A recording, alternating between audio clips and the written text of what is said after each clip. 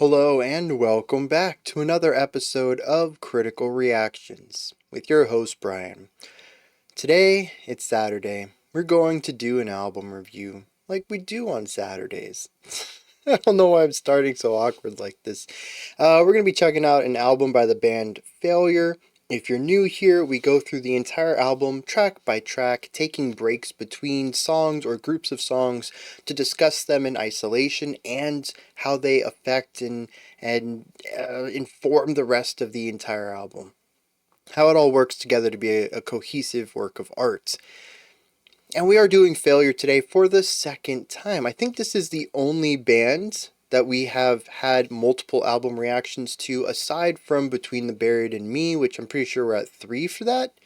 Colors 2, and Self-Title. So that puts Failure in very, very small company.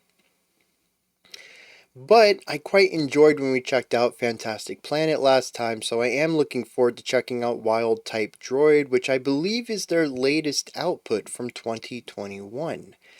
Now, interestingly, this is not on Spotify. So while this does look like the Spotify interface I typically utilize, you'll notice that there is no time here.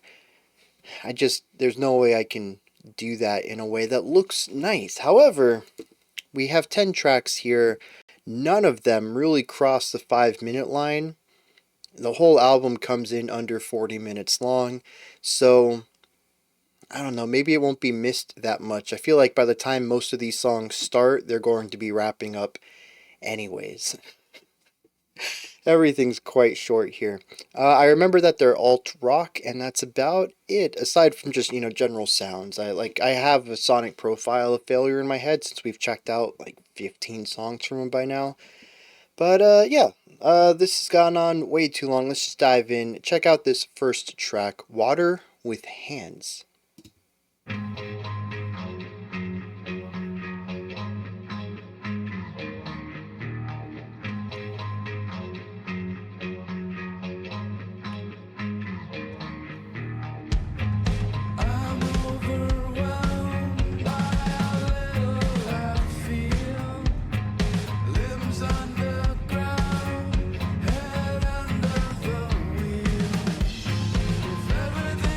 The guitar seems to be out of phase with the vocal line and the drum line.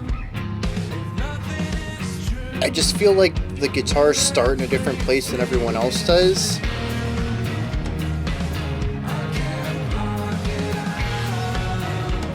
Very groovy, very laid back though. The heavy reverb of the guitar matches well with the ethereal vocal delivery here.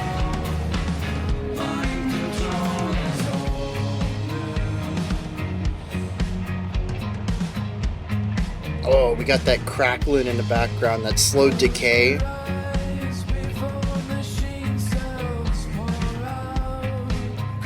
It just ended. 2-3 bars maybe into the second verse here, and the chorus was still being heard.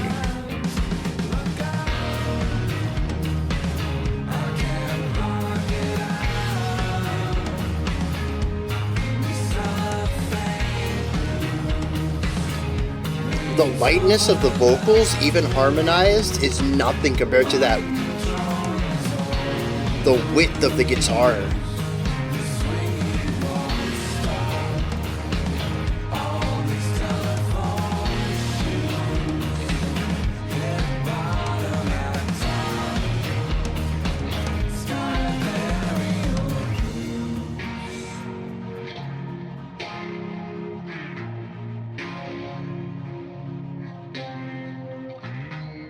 Yeah, just a ton of reverb here.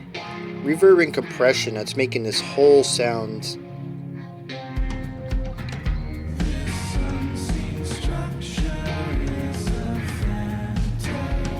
Was that it?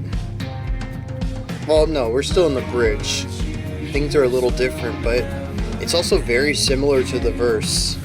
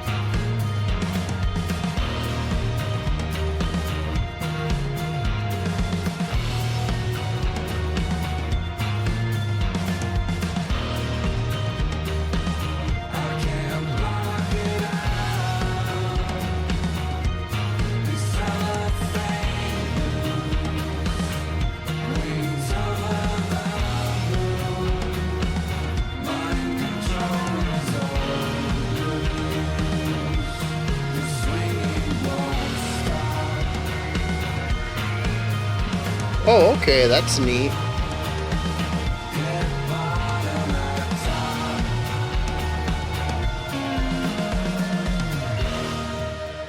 Now, Failure, they're just a three-piece band, right?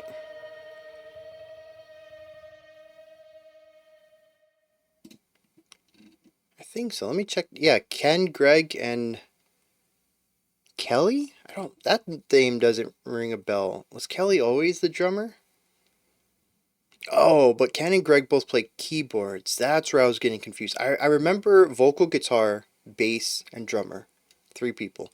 But there's actually a lot of crossover. Ken and Greg both play guitar and bass and vocals and keyboards. They've got the same exact instrument lineup. And then Kelly comes in with the drum kit and percussions. Okay. Um, this was interesting. Primarily because it's not what I was expecting. Like, it's still alt rock. It's within the realm of music that I was expecting from Failure. It's just lighter than I was expecting. It's very ethereal through a lot of it. I think that primarily comes through with the lighter, wispier singing. Da da da da. Just lots of air going on in there, but also due to the reverb heavy guitar work that comes in here, which is sort of a trade off of that full bodied guitar sound for something that, once again, like the vocals, is a bit airier, wispier. It kind of loses some of its immediate presence for a lingering presence. And a lot of this song ends up feeling very hazy and foggy because of that. It lacks that physicality I was expecting for some reason. Maybe we'll find that in the rest of this album. Maybe I'm thinking of the wrong band entirely, which would be pretty embarrassing since I mentioned that I had a pretty good profile of them, having listened to so much Failure in the past. It happens though. We listen to a lot of music on this channel. And I think I've gotten Failure mixed up with another band also previously, so it wouldn't surprise me if I'm still getting them mixed up. But yeah, something very light and ethereal like this was just not what I was expecting, especially to kick an album off. You usually want to start with a bang, some sort of gripping track to bring your audience in. You wouldn't normally want to start with something this light if it isn't indicative of what's going to be going on. And, through that lens, if this is what the album is about, then yeah, I think this is a really good hook to start with. It is catchy, it has a fantastic beat to it, it's groovy, and it's very chill and laid back. I can certainly groove and listen to this song casually. It's just, again, not really what I was expecting from this group. So what do we have going on here? There's actually two layers to this. One is the ethereal part that I've spoken about on several occasions, and it's the vocals and the reverby guitar and all of the ethereal, wispy airiness that's present in there, but that's not to say that the song lacks impact or physicality either. There is a guitar in here. We primarily hear it in the chorus. It comes in at the beginning of each bar and just punches in heavy with this big sound and a big decay, and it takes forever for that sound to wash away. In fact, at the end of the second chorus, they cranked up whatever you would crank up in order for a sound to continue playing, for it to take forever to fade out, and that guitar sound took until like the third bar of the following verse to completely decay. So there is this element of larger than life. It's such a big sound, you'll hear it echoing for 30 seconds down the line, something like that. The bass guitar also brings in some punchiness, though, some physicality, and I think a lot of that just comes down to a way of balancing out the high reverb airiness that comes from the guitar. But the bass has a more traditional bassy sound, it has that immediate punch, it has a much lower decay. It once it hits, it's gone within a reasonable amount of time. It doesn't hang around for another bar or so like the guitar does. And the drums have a physicality as well, having pretty much no effects put on them at all. Just sounding like a drum kit. However, the drums do play around with this a little bit, primarily focusing on bass kick and hi-hat. There is a lot of alternating bass and hi-hat in this track, where the snare and the toms are, or even more cymbals, hitting the cymbals with the sticks. And when I say hi-hat, I mean the opening and closing of the hi-hat with the foot pedal, not hitting it. The rest of the kit, though, I think is used sparingly. The emphasis is mainly on the beat that we get from the from front loading the pattern with the bass kick and then leaving the hi-hat for the backbeat, and it kind of creates this bounciness. We get the and it creates this groove. Well, not the groove. The groove comes from everything else. It creates this bounciness in the track, and then the sparse use of the toms and the snare in syncopation against that quarter note, four on the floor feeling, basically just alternating between two parts of the kit, is where we get the groove for it. And so the drums kind of balance between these two worlds. The bass is fully in the physical, and the guitars and vocals are fully in the ethereal, other than that one guitar that's just very big and punchy and there all the time. You can't miss it in the chorus. And this is really my big takeaway on this one, is the atmosphere, which is a bit unusual. The atmosphere is usually one of the last things I bring up because it's one of the last things I'm really interested in. It really has to be prominent as a component of the composition for me to immediately notice it and recognize it, and to think, hey, this is definitely something I need to bring up first. So I'm curious. I don't remember, like I said, Failure and they were atmospheric, but only insofar as alternative rock tends to focus on atmosphere. Lots of chordal work with rhythmic and textural ideas, not so much, the place where you're going to go find those meaty riffs, right? But this goes about making, and here's the other thing too, right? What genre is this? Alt rock, sure. That's the big blanket one. But you know what band comes to my mind first, though? The Cure. Dark, ambient, ethereal, airy vocals.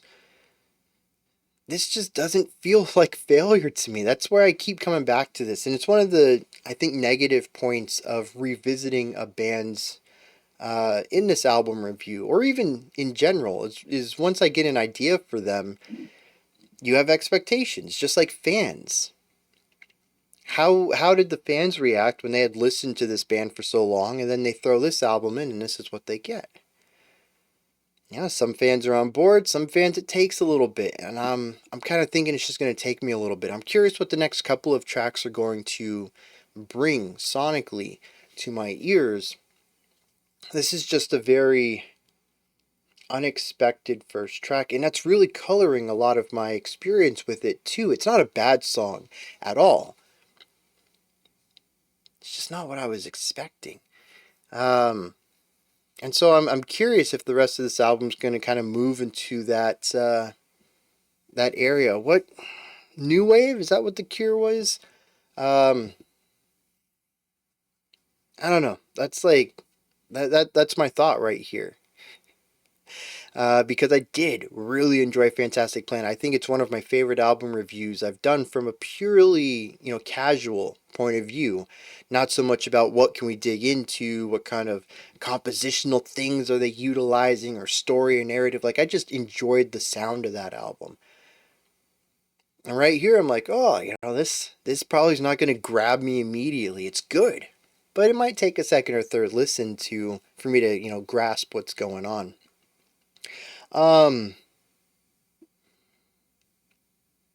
There's also not necessarily a staticness or a repetition, but certainly a homogeneity of sound.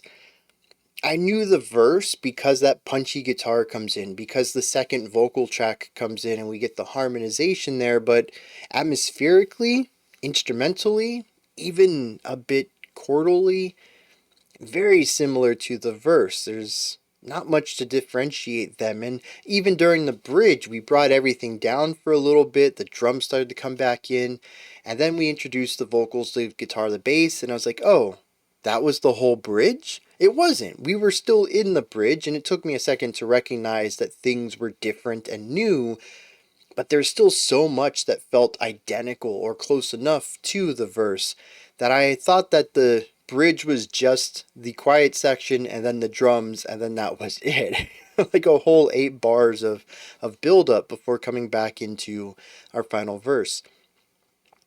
And so it's one of those tracks where you have to really enjoy what they're doing, because they're not going to change things up very much at all. And I don't know that I'm 100% on board with this. Like I said, it's good. I can certainly take a 3-minute, 4-minute song of this. And that's completely subjective too. You know, some people are going to love this sound and just think every minute of that was spectacular. It's something I can do in spurts, but it's not a sound I'm going to go out of my way to listen to. And I don't know that I would like a whole album of it. So again, that's another part of my hesitance to to continue on with this album, because I have been hyping it up. When I rolled the die to see what I'd be listening to this week, and this is what came up back on last Friday, I think it was last Sunday is when I put the schedule together for this week. And I was like, yeah, man, we got some more Failure. And I listened to this one song, I'm like, oh, you know, it's good. I don't hate it, but dang, I hyped it up all week, and then I'm kind of mid here. It's a good 5. It's a good 6. Kind of bounced off me though. And like I said, a part of that is just due to the repetition, the homogeneity of sound on this. There really isn't a lot of contrast going on this track at all.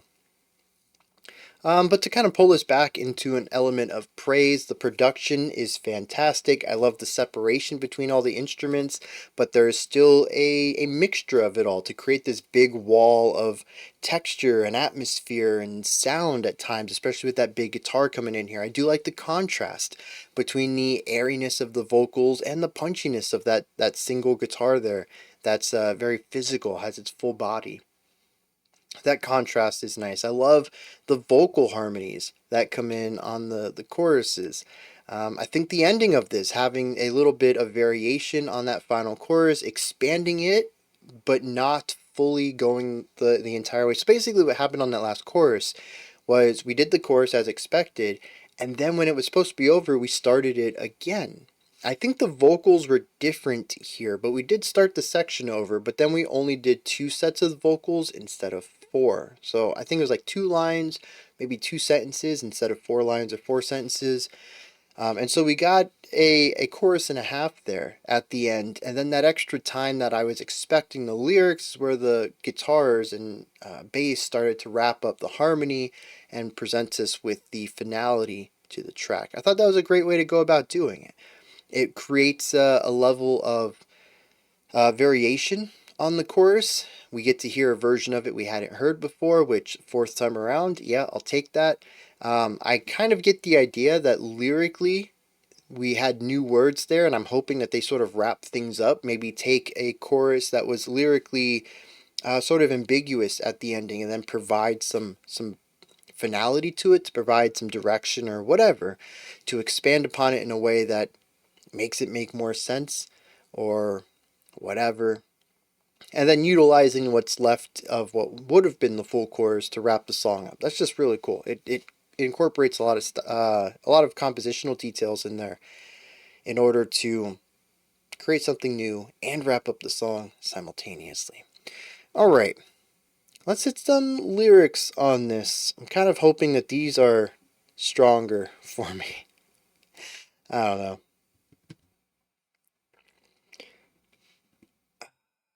Not quite sure what's going on with these lyrics, but I will say something's oddly familiar about them. They're kind of emo. Verse 1, I'm overwhelmed by how little I feel, limbs underground, head under the wheel. Yeah, you don't get more emo than that, which kind of makes sense too. given The Cure's influence on emo lyrics, and how I still think this song reminds me more of The Cure than of Failure. The chorus says, I cannot block it out, these cellophane blues, no circuit so small, mind control is old news. I don't quite get that. There is this idea of removing this human emotion and replacing it with machinery. We talk about circuits here, cellophane blues. Later on, we'll also see...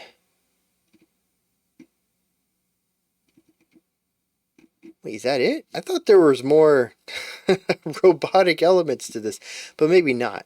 Verse 2, though, does say, close your eyes before machine cells pour out. But after that, it says, cover your house with water and doubt. Water with hands, look out. That makes no sense to me at all. From here, we do get an expansion on the chorus. Can't block out the cellophane blues. Wings over the moon. Mind control is old news. The swinging won't stop. All these telephone shoes. Hit bottom at top. Sky of aerial blues. It all sounds really good. The syllabic phrasing, the way that the rhymes work, and the meter and everything. It just doesn't mean anything to me. I see a lot of cool illusion going on, but that's it. The bridge says the unseen structure is a fantasy. The words you use will never make you free. You make me feel worse than I ever knew. I don't want anybody else but you.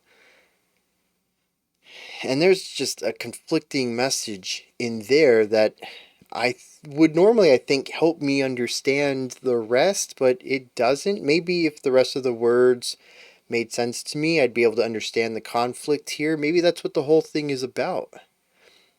Conflict. Internal conflict. Having a duality of feeling. I don't know where the mind control comes from, though, or... I don't know. I think the general idea here is just being blue, though. Sad. Emo. And wanting to get past it, but not being able to. But that's really like a surface level gist I get from here, and I couldn't really point to too many things to follow through with that. So let's push forward. We got Headstand ahead of us. This one's 4 minutes long, and it's followed by a track that's only 1:55. I'm not sure if we're going to play that back to back or if it's going to be back to back with track 4, but definitely won't be listening to that one alone. But regardless, let's dive into Headstand and see what's going on here.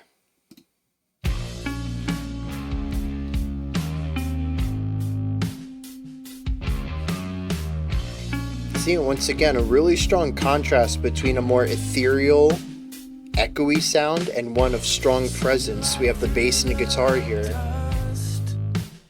with ethereal vocals again.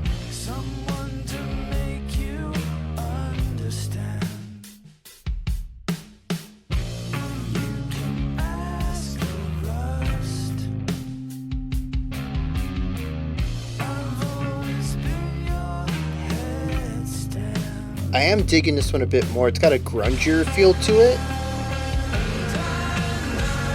Massive sounds.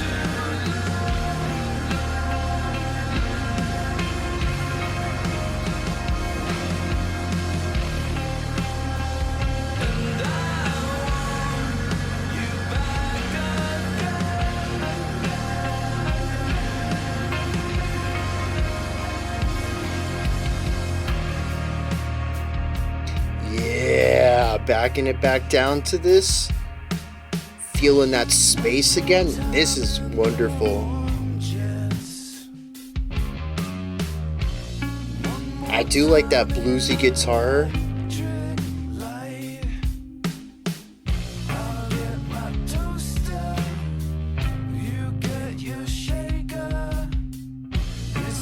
Interesting drum patterns given all of this space.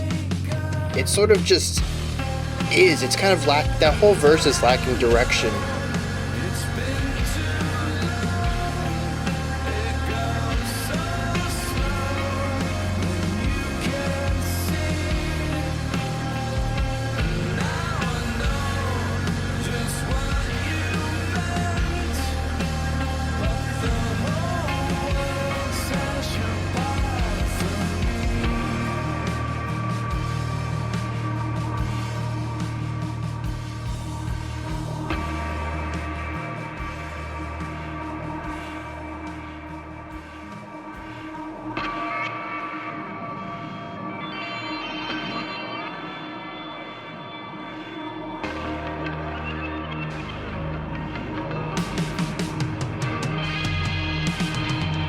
I mean, that was a cool use of harmonics to introduce the rhythm that the snare would... Oh, this is eerie.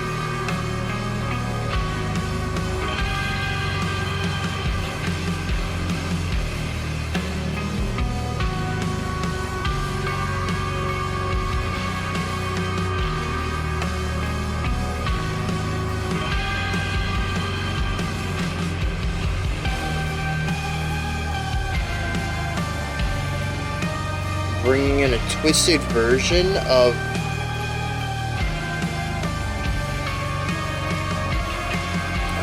Well, it's a little bit of our verse melody from the vocals, but expanded upon and, of course, harmonically twisted.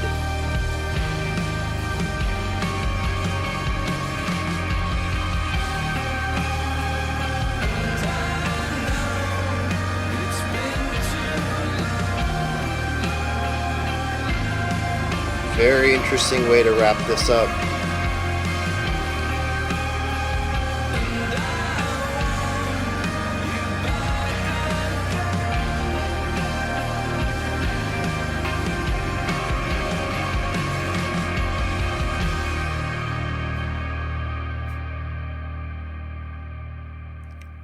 What was that ending? It does go into the next track, but I do want to talk about this. I hope I remember. I'll rewind that a little bit, and it's not going to be a smooth transition because we're using Bandcamp, so we don't have cross track movements or stuff like that. I don't know what Spotify calls it. It's gonna have like a 1 second break between tracks as it loads the next one, but oh dang, I wonder if 3 actually moves into 4 then. That would be cool. Anyways, yeah, what was that ending? we have our final chorus, variation of it, utilizing the tense eeriness of the bridge on top of the bass idea from the... Well, I mean, from the chorus too. I don't think there was a lot of change between the chorus and the verse. But we went from all that, and the song starts to fade out. But if you listen to the drums, there's a hi-hat pedal going, and then it just stops. Such a bizarre idea. I don't know. Like the drum should have stopped 2 clicks earlier, or they should have went for 2 more. It's just in the middle. It makes no sense to me. Jeez. So yeah, this is it's an expansion on some of my thoughts from Water with Hands, and an expansion of some of the same ideas. We still have a ton of reverb in here. It is still more atmospherically driven than melodically driven. We do have a guitar riff in here that was memorable to me, though, so I like that, but it also was memorable only for a moment. When I caught that we had some cool bluesy rock ideas there in the second verse, they just stopped appearing. I don't know what's up with that. The vocal melody is catchy, specifically during the chorus, and it's still doing this contrast between full-bodied instruments and light, ethereal, airy ones. This one, though, as I mentioned at the beginning, has more of a grungier vibe to it than a post-rock thing going on. Not post-rock, new wave. that we saw in the first track. I enjoyed the palette of this one more than the first, but something with it still isn't clicking with me. And particularly during this one, I don't know if I want to retroactively say I also had this problem with Water with Hands, but Headstand seems to be missing something, and I don't know what that is. It has foundation, we have chords, we have large bass tones. I don't know how much more foundation you would need than that. We have harmony, we have chord progressions, we have melody that sits on top of all of that. We have all the basic building blocks. The core song is here. It's missing that final spice, that last oomph to make it excellent. Much like Water with Hands, this is a fine song. I don't really have anything negative to say about it. It's composed well, it's produced well, it's just not hooking me. And the more I think about it, it feels like it feels like the bare minimum. That's what it is. It has a foundation, it has a harmony, it has a melody, and that's it. There's nothing that goes beyond it. There's no ornamentation. We do have a little bit of harmony in the vocals, so we do have multiple melodies going on that way, but it's rhythmically simple, it's melodically simple. Even in the harmony, I can say that section by section, that's also simple. And maybe that's just what's not hooking me. I don't need anything hyper complex. I'm not talking about turning this into Dream Theater or Arch Spire. Is that what they're called? But just a little more. This feels like a step backwards for my biases from Fantastic Planet. This puts a heavier emphasis on atmosphere than anything else, which in turn also makes it feel very modern and old in some ways. Like I talk about often, when it comes to musical trends, it tends to be a pendulum. And older music, we're talking about 50s, 60s, very atmosphere based. In the 80s, 90s, even a little bit of the 2000s, it began to swing over into technicality, melody, and we're starting to see a swing back, even with a lot of 2020 pop tracks being about vibes more than anything else. It's not, ooh, that's a good groove. It's not, hey, check out that vocal line. It's, dude, this song's a vibe. It's all about atmosphere these days. And so we're swinging back towards that, and I think that this is a perfect track to embody that, but I also don't think that it's trying to be modern either. A lot of this feels like it's looking back to the past. Again, though, pendulums. Everything's a cycle. So, atmospheric music is just very rare for me to get into, and maybe that's it. Maybe it's not missing anything. Maybe I'm missing something. It's not my cup of tea. I still feel like I'm almost there, though. Like I said, these songs are solid. I have no complaints about them, honestly. A couple of odd choices here and there, but for the most part, they're well executed. You can tell they have a lot of experience under their belt. They know what they're doing. They're writing good songs with great production. It's not like I'm going to sit here and say, oh, I wish they had done this. I wish they had done that. They should have added this. No. No, both of these songs so far have been very well executed. They're just missing something for me, and I don't know what it is. And I think it's a shame again because I hyped myself up to this, which is probably making this seem a bit more negative than it should be. Getting back to some subjective things, the chorus is phenomenal. I love it. Not just because of what it is, but because of what it is in opposition to what comes around it. And I also like how it introduces the bridge. We'll get to that in a second. But anyways, our verse is light. Not a lot going on. Very spacious. It doesn't really feel that way to start with, but after we hear the chorus, that second verse feels empty. The chorus is massive. It is large. We have that big, booming, punchy guitar tone back from track 1. but now it exists throughout the entire chorus rather than being a single punch and then allowing it to decay. It's just this rumble, this wall of sound that exists and pushes the song to take up all of the space in the sound sphere. It's only then, after we allow this sound to fade out at the end of the verse, going into our second chorus, and we just feel how empty it is with just the bass and drums and vocals and occasional guitar work. And I love this contrast. It recontextualizes the way I feel about the verse. It makes it seem different without changing anything. This is the power of contrast, and it's why I talk about it all the time. Contrast is such an effective tool. What I find interesting about the second verse is that we do bring things down, bring it back to where we were. We have all this spaciousness, and now there's some bluesy guitar coming in here. And we get 2 repetitions through the phrase, and then the guitar just kind of disappears for the other 75% of the verse. I don't understand that. As soon as I pointed it out, I was like, oh, there's some cool guitar work here. It's going to show up. Okay, maybe it's taking a phrase off. We'll kick it off the 4th phrase.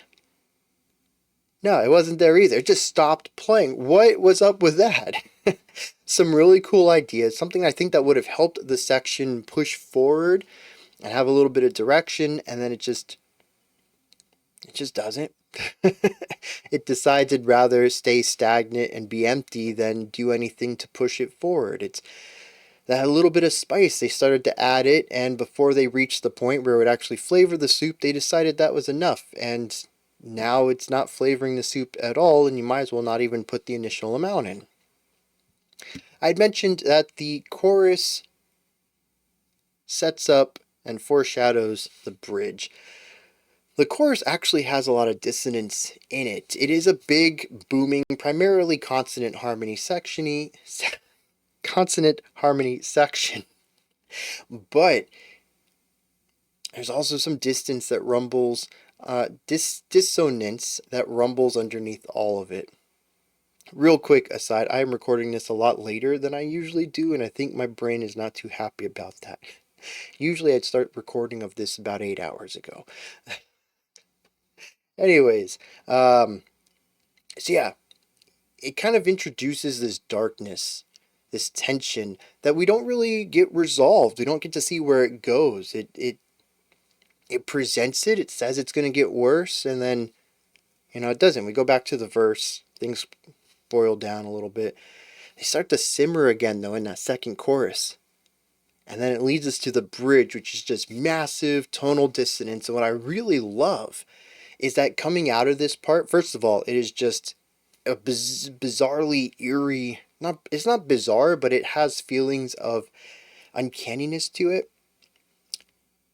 Dissonance, tonal clashing, all sorts of stuff. And then this is carried over to be the new foundation for the final chorus. I thought that worked really well because the original chorus foreshadowed this. We finally build into it after the second chorus, and not only is it just the bridge, it's the second chorus boiling over and becoming the rest of the song. Beautiful way of doing it. Absolutely love that whole progression there. And that was a lovely journey. The last thing is just, vocally, we are hearing a lot of the same vocals from the first track. We have a higher set and a lower set. They're usually spaced out a bit in the production. I don't think we get very many single vocals here. They're both harmonized. And they're light and ethereal. Not a lot of projection, not a lot of body or power to them. Just light and comfortable. That's where the vocals are at for these songs. The ending, again, has an odd decision there with the drums. It just kind of feels like it stops being at one point in time. I'm not really sure what's up with that. But I think this is what we're in store for. I'm kind of tempted to do the next 2 tracks before I look. Yeah, I'm going to do the next 2 tracks. That'll put us close to the middle before I look at context for the album. But I do have a lot of questions here because this song solidified some of my ideas about the first track being a lead into the sounds of the album. Let's say some lyrics, and then we'll probably push into both of the next two tracks. We have another emo breakup love song. The chorus says, "I know it's been too long and I want you back again." We do get not an expansion, a variation of this on the second chorus. It says, "I know it's been too long and it goes so slow and you can't see, and now I know just what you meant, but the whole world says you're bad for me." And the final chorus just states that, "I know it's been too long and I want you back again," repeating our first chorus. So yeah, that's it. We broke up, or our relationship ended, regardless if that was platonic or romantic or whatever. And yeah, and that sucks, and I want to be your friend again. I want to go out with you again, whatever. It's been too long. We should give this another shot.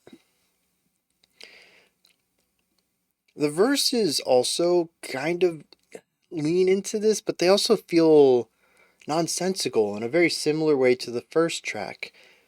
Our first verse says, "Sunlight through the dust, someone to make you understand. You can ask the rust, I've always been your headstand."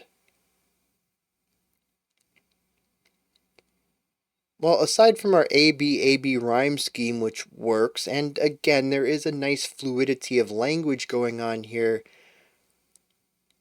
What? I don't know. It doesn't make any sense to me. It really doesn't. It almost feels haphazardly thrown together. Almost rushed, maybe. I don't know if that's a good definition for it, because I don't know the story of the album.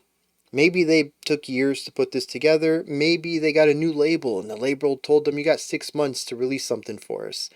There's a lot of different stories in how art gets made these days. It's just lacking cohesion. It's lacking fluidity.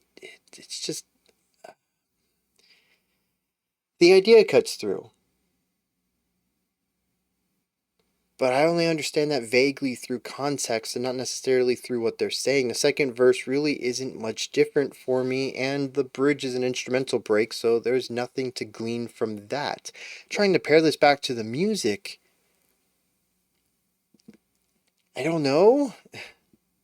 I forgot to do this entirely for Hands with Water, but honestly, I barely had a grasp on what was going on there lyrically, so I don't know what I could have said about it musically. But this does not seem to be about a song that says things should go back the way they were. This is a song that gets worse as it goes on. The harmonic tension increases. We have these highs and lows, these really big sweeping peaks and valleys on this track that don't seem to represent somebody who is static. Every single part of this song, lyrically from a poetic angle, is somebody at a fixed point in time wanting to go back to the way things were. I suppose that could be what's represented here, the way things were and the way things are, but I don't necessarily think that that is represented well. We don't really see how things were. The only notion we have is the whole world says you're bad for me, which kind of implies that things were not great back then, but this person thinks that they were, or at least were good enough to return to. The utter destruction that we find in the bridge and ultimately our final chorus isn't really supported by that reading. So I don't know, are we 2 for 2 on songs that just have lyrics and music and they're not really crafted together to be a cohesive whole? If so, that's just another layer, I think, of things that just don't quite click for me. We have 2 more tracks ahead of us. And like I said, I'm kind of, I don't know what's going on, but I am going to look at what led to this album's creation after these 2 tracks. We'll listen to them, we'll discuss them, and then I'm going to look up some context, because I'm confused how Failure went from an album that I absolutely enjoyed and spoke so highly of during that entire album reaction to something that I'm mid on. it's fine. Again, I can't really find any fault in these two tracks. They're just not great. They just are. And that's not a bad thing. It's just, well, the theme of the video so far, it's not what I'm expecting. Maybe a second time listen would help. Maybe if I just re-gear myself for the next 75% of this album, I'd be better. I don't know. Let's kick it into Lifetime of Joy and a little bit of Submarines and see where that's going. Oh, let me put this to the end as well. Here we go with like 10 seconds to go.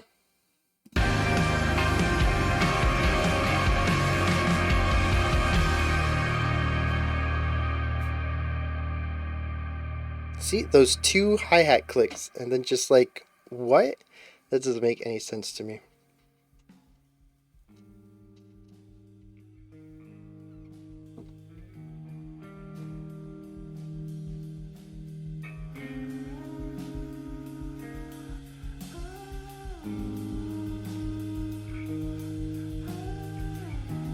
Nice little 3/4 here.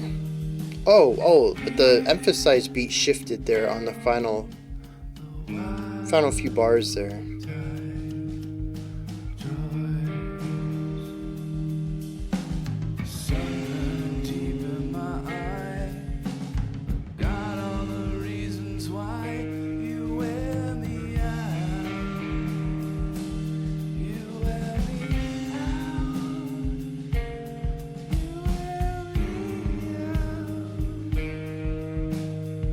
The drums are all over the place on this.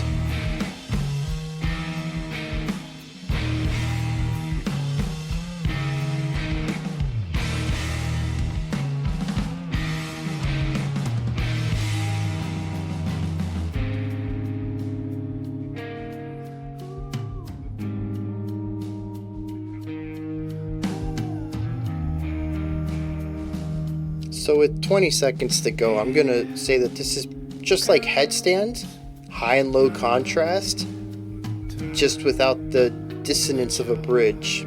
I like the harmonics over there.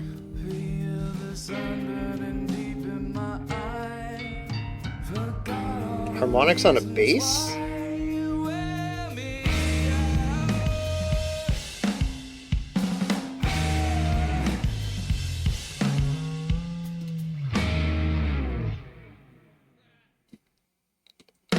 That went nowhere. What?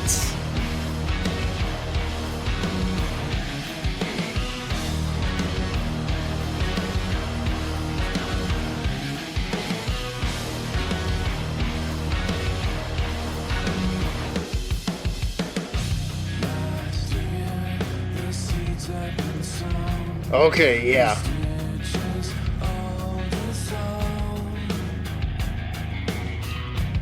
Yes, okay.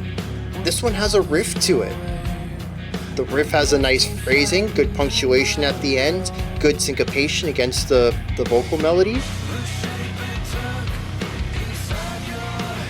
Okay, yeah. Nice pre-chorus here.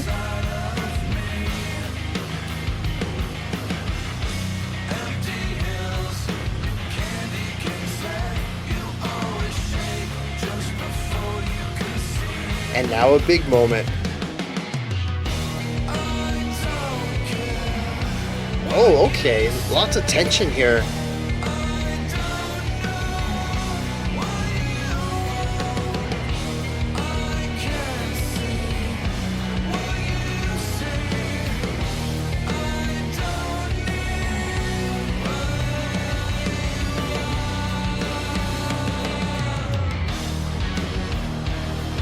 Yeah, okay. They found it. They found the oomph. This is good.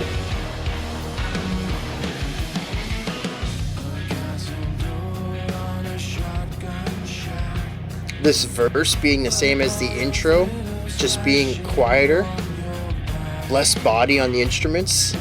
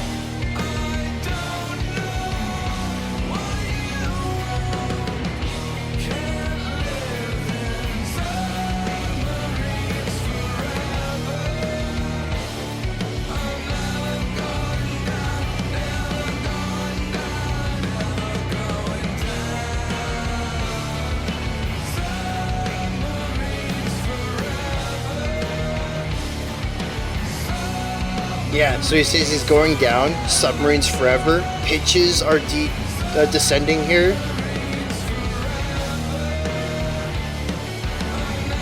We have a musical descent that goes along with that. Gonna finish off the track with our heavy intro.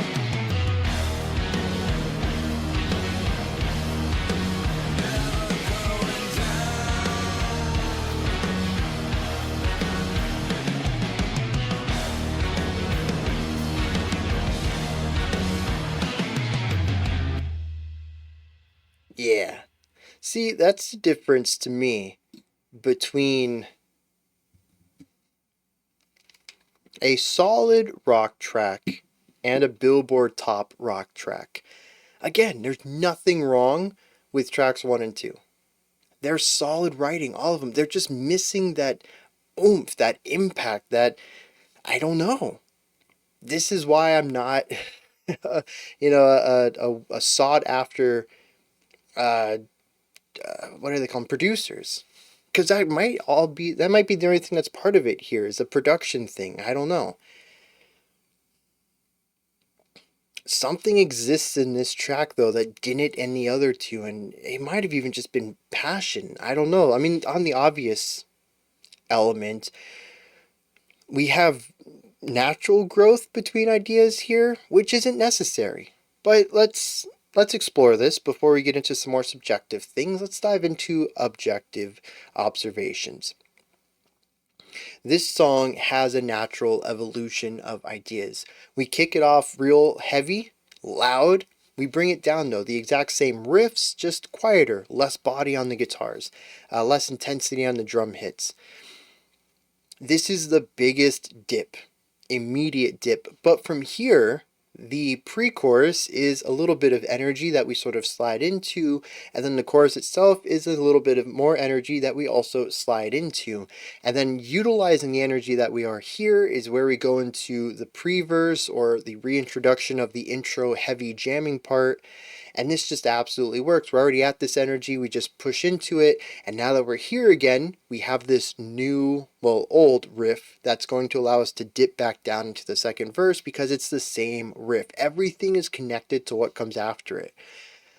Again, that's not necessarily the only way to go about it. In fact, I praised Headstand's movement from the highs and the lows. I thought those were super effective. But here, everything just works. It all falls into place in a very natural way. I don't know if that's necessarily what makes it better, but it is a really great area of composition that I want to highlight. Another thing that is quite obvious right here is the highs are also vocal highs.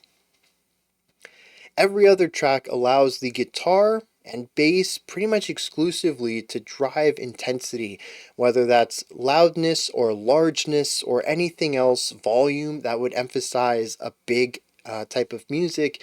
The vocals have been light and ethereal throughout the entire runtime of the other 3 tracks here. Lifetime of Joy gave us a little bit of those more powerful vocals, but it was just a tad bit of them. Submarines allows the entire mid-chorus to relish in that, to have more projection, to narrow that sound down, and to give it more body and presence in a way we haven't really heard too much of on the album. We just have that extra layer of contrast since the verses are back to that lighter, ethereal vocal delivery. And so the contrast isn't just the buildup of intensity through the instruments. It isn't just the complexity of the drums. It isn't just when you hear that dude go for the 8th note snare hit that you know you're going to something big. It's also the vocals selling that as well. Does that make it better? No, again, tools in a toolbox. In this song, it is absolutely effective. Do I think that the other songs on the album needed to have this present focused delivery at any point? No, probably not. But it is something that stands out here, and maybe the fact that I like this song so much and think that it has this extra oomph to it is a collection of all these small aspects that are different from this one to the other.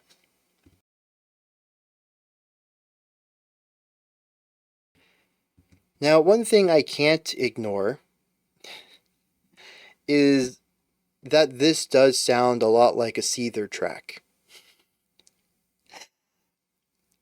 And I don't know if that colors my response to it at all. I'm not going to say I'm a big Seether fan. I don't think I've listened to an entire album ever, even back as a teen when I listened to a lot of radio rock.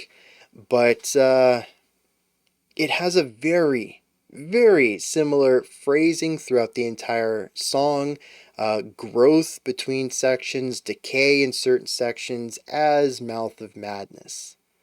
I think that's what the song's called. Anyways, that's how the chorus goes. I've seen the Mouth of Madness and something something. I don't even know the words to the song. I've heard it so many times though. That chorus is stuck in my head for life. Um, but anyways, yeah. And so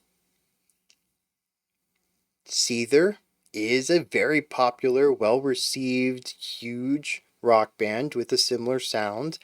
And maybe maybe there's a bias in my brain connecting these two. Hey, it sounds like Seether. Seether's a big band. So this one must also be big. That's also a really big single. This one would probably be a big single too. So, there's always that, experiences and biases and all sorts of brain chemical combinations and neurons firing off completely alter the way that all of us hear music, and we'll hear it and experience it in different ways, and sometimes some of that is incalculable. For whatever reason, though, I loved every moment of this. I want more of something like this. Um, and the cool thing is they didn't really change anything about it, and I think that's the part that confuses me the most. All right, my job is usually to sit up here and tell you what makes things good, or where things should be improved, or whatever. Even if I don't like the song, I tend to still take a positive light to it. And I don't have any explanations for this. A lot of the core characteristics of this track, how I would break it down into little tags or categories to file away in my head, is not too dissimilar from Headstand. Huge contrast between highs and lows, great use of space, ethereal sounds versus big, wide, physical sounds, a use of dissonance alongside some consonants, very atmosphere over anything else. um, it's the same descriptors I've had about all of the songs on this album. Why is this one? Why do I receive this one differently? I don't have an answer for that. There is one more thing though I totally forgot about, and that's the guitar riff. The other songs have not really been riffy at all. As I mentioned, they're very atmospheric. It's all about the textures and tones of the instruments and the chords or harmonies that they're playing. This one comes in hard with a heavy riff right off the bat and then utilizes that riff throughout both its intro and its verse. That's, again, I don't necessarily think that immediately makes it a better track, but it is just another thing that separates it on a minutia from what comes before.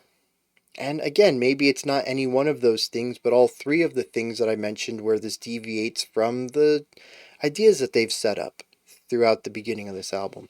I have sort of missed talking about A Lifetime of Joy. I don't really have a lot to say about it though. It is very much like Headstand, Sans the Bridge. It takes a lot of the same ideas and just condenses it down into a song that's less than half the length, removing all of the dissonant elements of the bridge and the final chorus, and going simply for a light verse, heavy chorus, light verse, songs over idea. It feels like an interlude, but it also feels like a complete song too unto itself. I think it's interesting that it's tied to Headstand in the album, but I don't know, it feels like a draft to me. It could be more. It could be so much more, and it's just what it is. And again, what it is isn't bad. I enjoyed listening to it. I enjoyed the contrast of it. I liked the highs and the lows. Many of the things I enjoyed about Headstand were present there as well, aside from the entire remaking of the outro, which I thought was fantastic. But Lifetime of Joy was just, it was a condensed, simplified version of Headstand, and maybe that, coming right off of Headstand, is what made me not really think too highly of it. I've heard what it could have been, literally right before it, and I get this, well, it's kind of like a demo, compositionally at least. Production-wise, it's solid, it's ready to go. It just feels like there could be more to it. I don't know. It's the shortest one on the album by far. Every other track is at least 3 minutes long, so this one not even hitting 2 minutes is a pretty big deviation, and it makes me wonder if maybe it should be cut, but the album's only 40 minutes long, so like, why cut anything? But I don't know, it needs something, man. It needs something, I think, to stand up with everything else on the album where we're at so far. Let me check out some lyrics for these two. Alright. A lifetime of joy. I almost read the band name there. I don't know what this is either. It's very short, as goes with the length of the song. It says, "Here come the wild type droids." Wild type. I don't even know what that means. That's the name of the album there. "Sun burning deep in my eye. Forgot all the reasons why you wear me out. Here comes a lifetime of joy. Feel the sun burning deep in my eye. Forget all the reasons why you wear me out." It's 6 lines, and it just seems to be, once again, about somebody else not being a good fit for the narrator, and him forgetting this. Maybe returning back to this friendship or this relationship and being reminded, oh yeah, this is why I left last time. But I don't understand the idea of lifetime of joy, wild type droids. Sun burning my eye seems to go against the idea of a lifetime of joy and being worn out. I don't know, just a lot of confusion there. Submarines. This also has its fair share of lines that sound cool, but I can't quite make heads or tails of. Verse 2 says, "A castle door on a shotgun shack, a ball of widows splashing on your back, every fear growing wings, every comfort taking flight." Okay. I know that I'm not the strongest lyrical analyzer. I've gotten better over the years of doing this, but I know it's not my strongest suit. But this song just makes me feel like, or these songs just make me feel like an idiot. I'm sure that the lyricist, is that Ken? I don't know.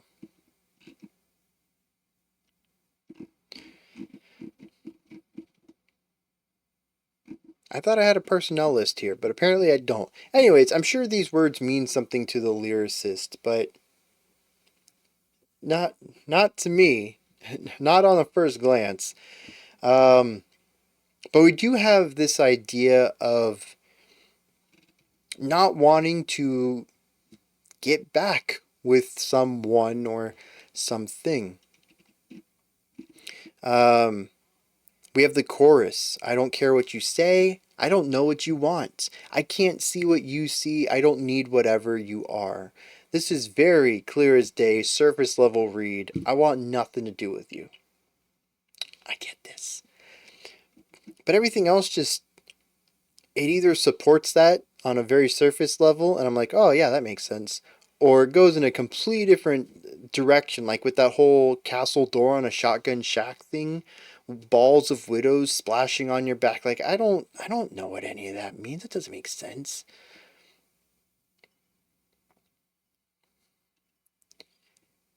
It says, "Last year the seeds had been sown, the stitches all dissolved, everything was going your way, but left you flattened in the road." If this is the same you as the chorus, why does this feel sympathetic? It says everything was going good for you, and then the future came, and nothing went right. All your luck ran out. The pre-chorus says, "The shape it took inside your head, the same shape inside of me. Empty hills, a candy cane sled, you always shake just before you concede." Again, sympathy. You and I had a very similar experience with things. But then candy cane sleds and shaking before you concede. Like, again, it just kind of veers off into what does this mean territory. I would love if somebody had a breakdown of this album's lyrics. Just sort of generally speaking, I don't need line by line, but like this song is about this, supported by, these three lines here. And I'm like, okay, that puts things into perspective. Just a little bit of a guide, I think, because I'm just flailing around with these. But of course, our final chorus and our outro, they end with I can't live in submarines forever, I'm never going down. And I really like this because one, it's paired with the music with a descending pattern. We start from the top, descend 3 notes, start from the top, descend 3 notes. It's a pretty standard type of word painting, but I think it works really well. And it is a type of synergy between lyrics and music that I can't really say we've heard anywhere else on the album, so it is a welcome addition. On top of that, though, this basically speaks to the idea of I want nothing to do with you, and this adds on to that. You would drag me down, and I'm never going down again. I can't do that. I can't live at rock bottom. I have to keep my head above water. And I think this is one of the few times where the metaphor actually kind of works, even if it's a bit weak, because the idea of submarines, living in a submarine under the water, I kind of take it as drowning, the opposite of staying above water, of success, or at least a midline element of success in your life, rather than constantly drowning. But again, maybe I'm just reading it poorly or wrongly. I don't know. I did promise I would look into this a little bit. I looked at Wikipedia, and I looked at Genius's annotation for the album. I also looked at Bandcamp. I didn't really get too much there. But the Genius annotation has an excerpt taken from Apple Music. And they were talking about, Ken Andrews was talking about this album, and he says, quote, "We looked at the past and realized that most of our favorite songs came from jams," end quote. I guess he goes into some other stuff, but that's where the quote ends in this little excerpt. That immediately right there put me in an, oh, that makes sense headspace. We'll get to that in a second. It says that they booked a studio for a month and recorded hours upon hours upon hours of jam sessions instead of relying on fully or mostly composed songs. Andrews goes on record, says, quote, "The plan was to just go in. Do not write any songs. Do not try to finish anything. Don't even really talk about it. Just play." End quote. And so what they did from here was jammed out for an entire month, recorded as much as they could jamming, and then tried to take as much of those jam sessions and convert them into semi-composed pieces. Andrews goes on to say, quote, "It was 2 solid months of reaching into the cookie jar and grabbing something. If it tasted good, we try to turn it into a full song that day," end quote. And that's the other thing that isn't quite working for me here either. I had mentioned that, I think it was Headstand, I said the lyrics felt a bit rushed. I didn't know why, but it seems that this is that. They jammed out for a month, which I imagine was pretty fun. But then they tried to convert that into songs, that when they found some stuff that they liked, they tried to make it into a song that day, which I totally understand. Every single time I write a draft or a lick or like a section, a full section of something, and I come back to it a day, 2 days, 3 days later, I'm in a very different headspace and I have trouble staying on task with that specific section. It really works if I can finish a song in an entire day, preferably in an entire sitting, but usually I'm not going to sit there for 6, 7 hours to make a song, so better if I can just take breaks and try to stay in that mental space. So, like, I totally understand the idea of trying to make a full song in a day, especially when the writing is technically done. After all, they're just taking bits and pieces of stuff that they've already played and trying to arrange them in an order that makes sense. But it also means, at least the way that I'm reading this, that the lyrics were written within the day as well. There isn't really a time for drafting and extrapolation and proofreading and expansion and, all the stuff that goes into the process of refinement. It's why I think the lyrics feel so,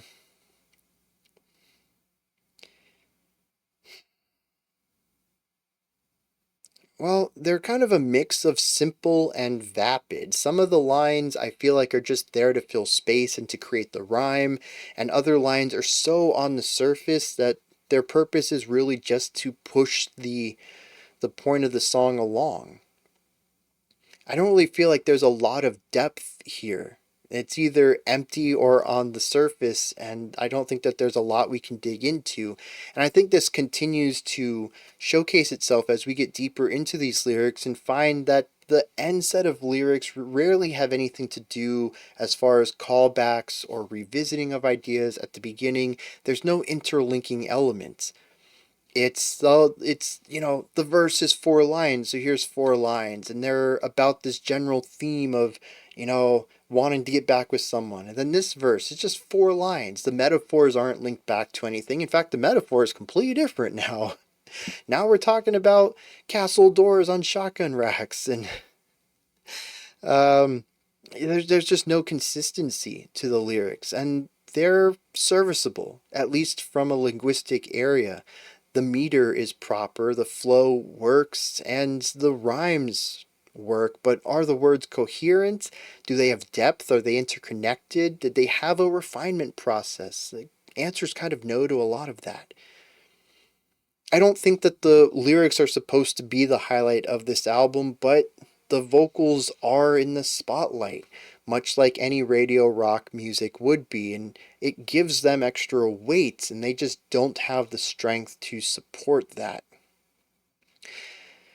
And, I'm basing it off of 40% of the album, too. It's quite possible we get to the other tracks and the lyrics really start to step up, but they just don't yet.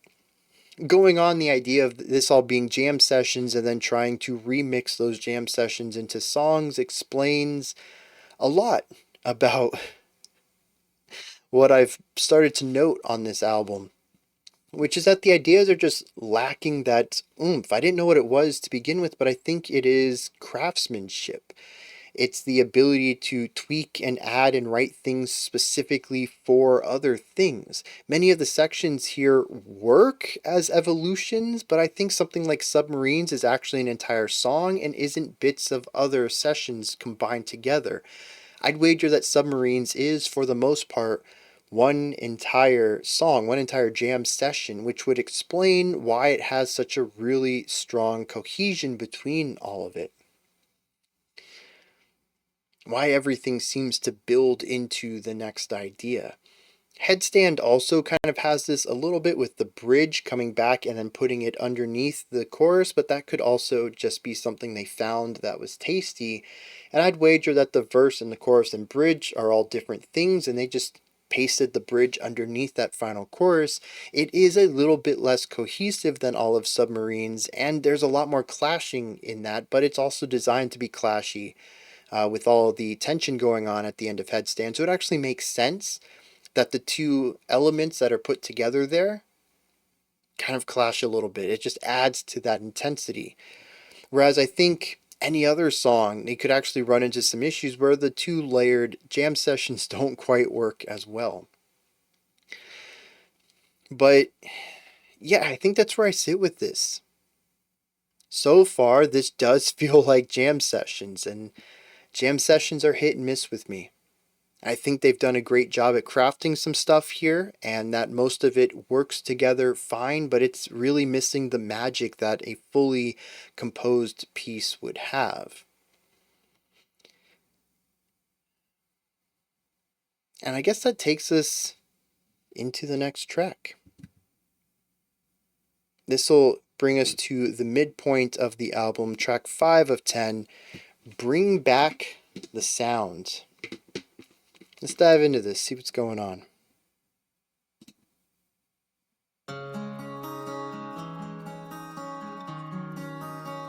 think this is one of the first times we've heard the acoustic guitar.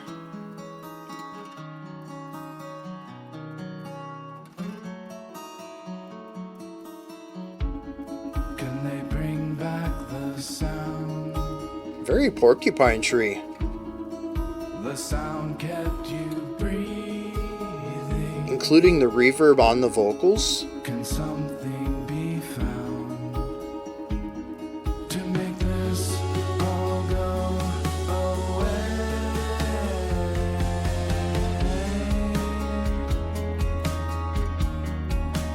All go away. I'm really digging this section.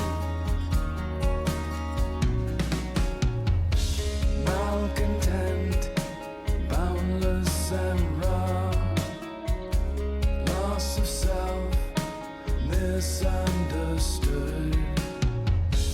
Pride is lost, innocence gone. A new crusade with endless applause. Can they bring back the sound? The sound kept you breathing.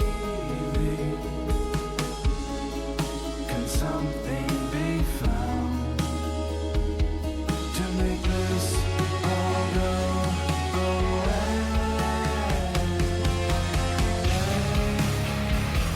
Oh yeah, that was very smooth.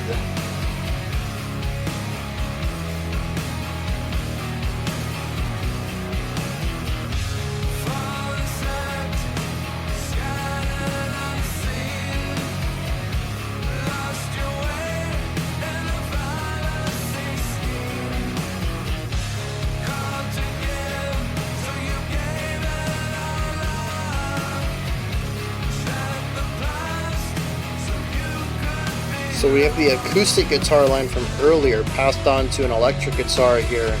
The massive bass underneath it. Some interesting drum patterns.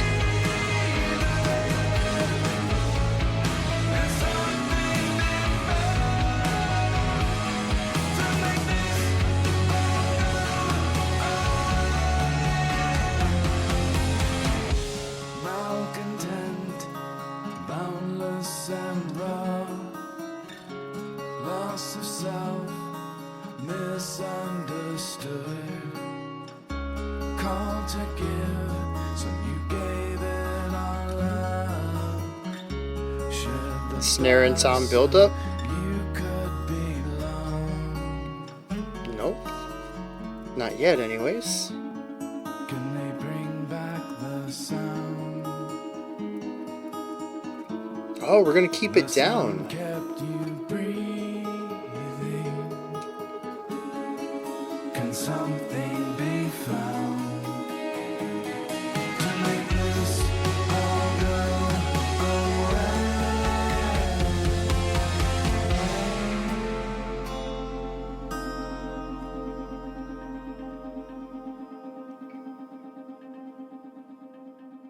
There's another. I think that's the third song out of 5 so far, not in a row, that it just has such an obtuse ending. They none of the songs really have too much finality to them. They're not really interested in wrapping things up. Every song feels like a cliffhanger. Other than Headstand, which moved into a Lifetime of Joy. And I think it was Submarines, too, that had a bit more of an ending to it. But Water with Hands and Lifetime of Joy definitely had oddities to them, and so did this one. Alright. Here's something really cool that I picked up on. I mentioned this a little bit during Lifetime of Joy, I think it was. I said the drummer's patterns are interesting, and they're interesting here too. Primarily, it's difficult to find the repetition of the pattern when the drummer starts getting playful. At first, I thought this was just the drummer deciding to be playful, but I think part of it actually comes from the jam sessions. If you've been jamming for so long, see, here's what happens, right? I don't know how many of y'all have participated in jam sessions, not even just by like full proper title, hey guys, let's do a jam session, but just like warming up before a practice session or whatever. And you might just start playing a lick that you've been thinking about lately, and then your bass player hears it and they start, and it's just like an impromptu jam session. But a lot of it is about exploration, which is the opposite of stagnation. So, as a drummer, your job is kind of to lay down the beat, right? But also, that's kind of boring. And if the song isn't just laying down a beat, and you're in a jam session, you're free to explore whatever you want, you're going to get a bit more creative with your ideas. You're going to start throwing things at the wall and see what sticks. Now, I'd wager that most of the drum patterns utilized in this album are the things that worked, but at the same time, there's also a lot of exploration going on. In fact, when we listen to the drum patterns here, like I mentioned, it's really difficult to grasp the larger phrase at times because there's so many little nuanced changes from every 2 bar phrase to the next 2 bar phrase. And like I said, originally I just kind of chalked that up to a very playful drummer, but I honestly think part of it is the jam element to it. I don't particularly remember speaking about this last time we checked out Failure, of having a playful drummer. They were very solid, very in the pocket. They had some interesting melodic ideas and some ornamental ideas, but for the most part, sat in the pocket and played that metronome role. Here, though, they're not. They're all over the place. Their rhythmic ideas are honestly kind of chaotic at times, and I really enjoy it. But I think it's one of the positive things that are coming out of this idea of jamming first and then seeing what we can use from those sessions later. And I like that. It helps the drums feel alive more so than just being a human metronome in the background. It also has the inverse effect, though, with songs like Headstand having difficult to follow drum patterns at times and having the song on the border of falling apart rhythmically in places. We didn't hit any of that here, I don't think, but there is one really strong oddity, is that we have this 6/8 feel. 1 2 3 4 5 6 1 2 3 4 5 6. Usually your emphasized beats are going to be 1 and 4. It's going to give you a feeling of a very slow 4/4. 1 2 3 4 5 6 1 2 3 4 5 6 1 2 3 2 3 4 1. A very slow 4/4. But it gives you these very solid beats too, and allows everything else to feel like triplets against your slow 4/4, which introduces an idea of polyrhythm. So there's actually a lot of reason to use this, and it's very effective at what it does, despite being so simple and probably still just being 6/8 when you look at any sheet music. But what's interesting here is that the drummer doesn't do that. Emphasizes 5 and 6. 1 2 3 4 5 6 1 2 3 4 5 6. It's a very strange emphasis. It's just this big pulse at the end of the bar, and it never really quite fit for me. I kind of got to a point where I understood it, but it always felt strange. Again, it's not a bad decision. I like the variety. I like the interesting decision. Do I think it worked?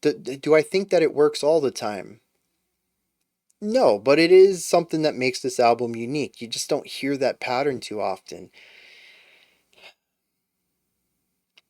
And I think that's ultimately where I'm going to be with this album. I mean, we're halfway done. There could certainly be change in the last 20 minutes of this, but I think by this point in time, they've sort of solidified who they are and what they're making for this album. And I think every song is well done. Again, solid 5 or 6 out of 10s on this. I don't really have much criticism for any of it other than that I would just want more. Many of these songs still feel like solid foundations that something could be added to, just to expand out what it's doing, that there's room for more on a lot of these songs. They just feel a little underbaked at times, with Lifetime of Joy being the most underbaked. It really could have spent a little more time in the oven. Where was I going with all this? I don't remember. Um, but yeah, they're all solid tracks, and I think knowing the background of it helps me appreciate what it is. But I do kind of wish they would have went for something a bit more handcrafted. Sometimes it clicks. Submarines is a fantastic example of that. Sometimes it doesn't. Headstand and Water with Hands, I still think is the weakest song on this album so far, and that might just be a me thing though. Everything else feels alternative rock. It all fits together. That one just feels so distinct from everything else. I think it's a fine song, and as a single, it just doesn't fit the vibe of the album though. It always feels out of place there. Um,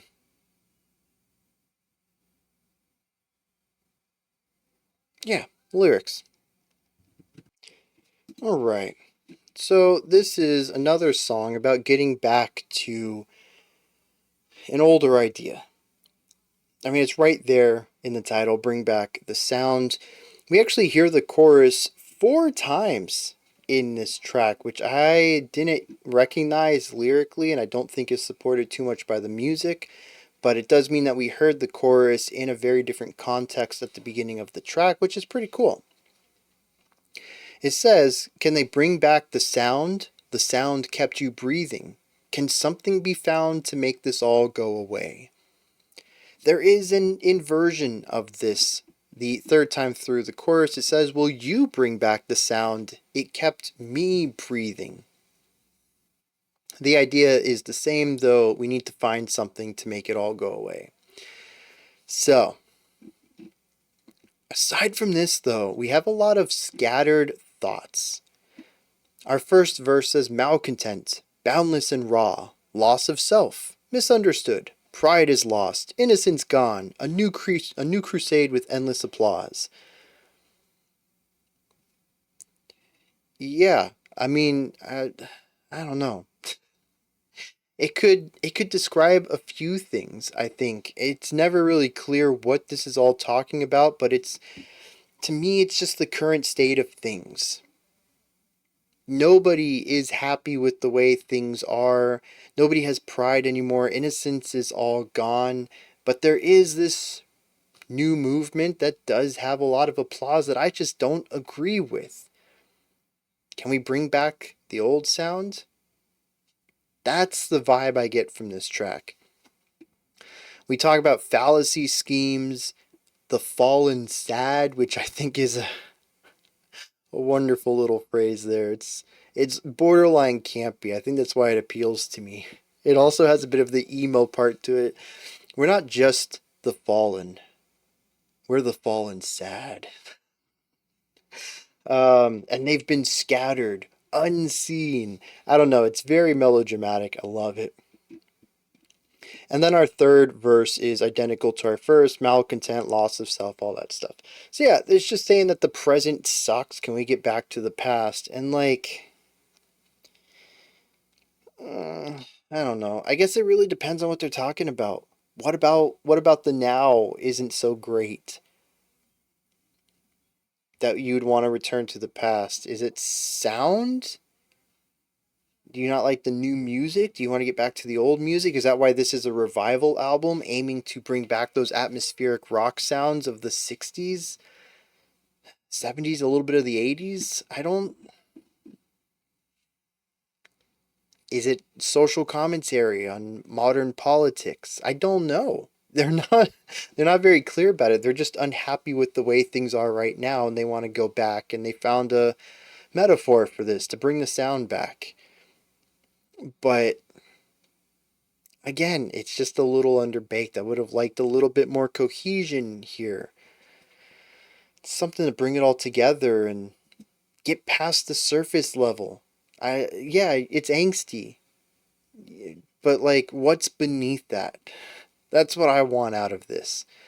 And the music doesn't really go for that depth, and neither do the lyrics. And I think at this point I just need to recognize that this album isn't going to have that depth to it, and I should start expecting something else so that I can enjoy the back half of this album with the proper expectations in mind rather than chastising it for being something that or wanting it to be something that it isn't. Now, I do have something here to talk about. I went through and I was trying to find some more stuff to bring into this, because I feel like my commentary it's cyclical. It's a simple song. They have highs and lows, ethereal and big, right? A lot of the songs are very similar in sound, which makes sense if they're just jamming along without any deeper introspection or prodding into their style for a couple of weeks. It's going to come out with very similar sounding products. But I went looking through some of the reviews on Bandcamp, and I started to notice a couple of things. First of all, a lot of people listed Bad Translation as their favorite song. That's track 9. I'm kind of excited to get to that now. We'll see what's going on there. We did have some person say that this is a clear second album to them, behind Fantastic Planet, but it did take them several listens to start to like it, but now it's one of their favorites of all time. It says it's a little different direction for Failure, but it's an incredible evolution of the band, and I can get behind that. There's definitely something still Failure here. It feels like Ken and Greg. And again, maybe the drummer too, but that drummer name just does not stand out to me. I think that's a different drummer than the other album. I should check that out next break instead of guessing. But it does feel like a Failure album. It's just very different from what I was expecting, and it would take a few listens to come around to it. And I am starting to come around to it. I don't know if the songs are clicking with me better or not, but Submarines and Bring Back the Sound both generally worked for me. But here's another thing that I saw. I had to scroll down a little bit to get to it. It says, I love everything about this band and this album. The album feels like a love letter to The Cure and other mid to late 80s new wave, shoewave bands. Something about Submarines, though, that song just rocks. I'm not the only person to recognize that Submarines does something that the others don't. It has a spice in there, and nobody else. There's a few other reviews that list Submarines as their favorite track. They even bring up Submarines in the review itself. None of them really talk about why it's better, but they all just know that there's something in there. I agree with that, and I wish, being in the position I am, I could tell everybody, hey, this is why Submarines is better. I hope that maybe something I said during that the analysis section for that track unlocks something for other people. They hear a phrase or an idea and they're like, oh, actually that makes a lot of sense because of this. And like maybe a dialogue can be created. I don't know. But Submarines feels like a handcrafted song. Everything just clicks in there. And I'm glad I'm not the only one who sees that, who hears it in that track. All right. The next track we have is called Mercury Mouth. I don't know why I said it like that. Maybe because it's dinner time and I should be eating now instead of listening to music. Again, I don't normally record this late. Let's dive into it. This is also on the shorter side, only at 3.5. In fact, this is the shortest track of the back half. They really front-loaded all their short songs and put the longer ones. All right, let's see what's going on.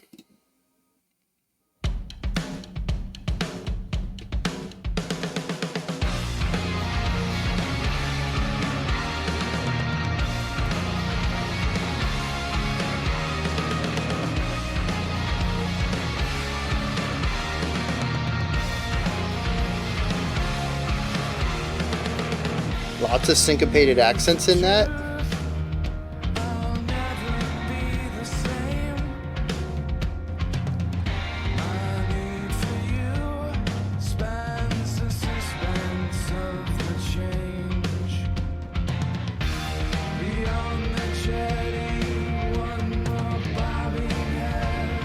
So this feels like a return to Water with Hands.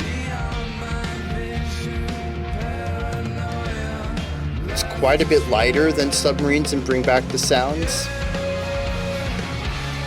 It does still have drive. We have tons of tension. It's just lacking the weight.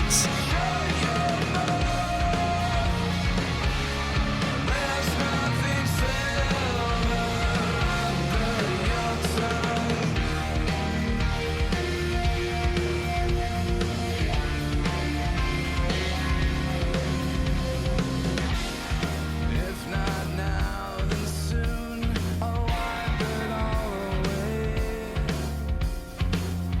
My need for you spans the slope of my decay. And now it's dawning like a flame finding. Really interesting to hear the clash of these brighter chords with a little bit of tension versus the tension dominant chords that we'll have in a second.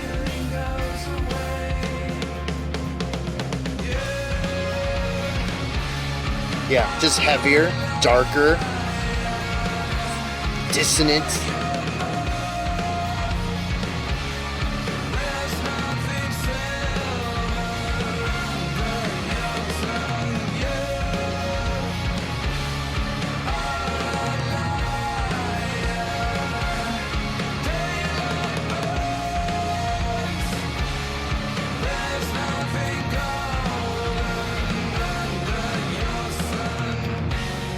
Lots of offbeat accents in that chorus. We also saw that in our intro as well. What is this bridge?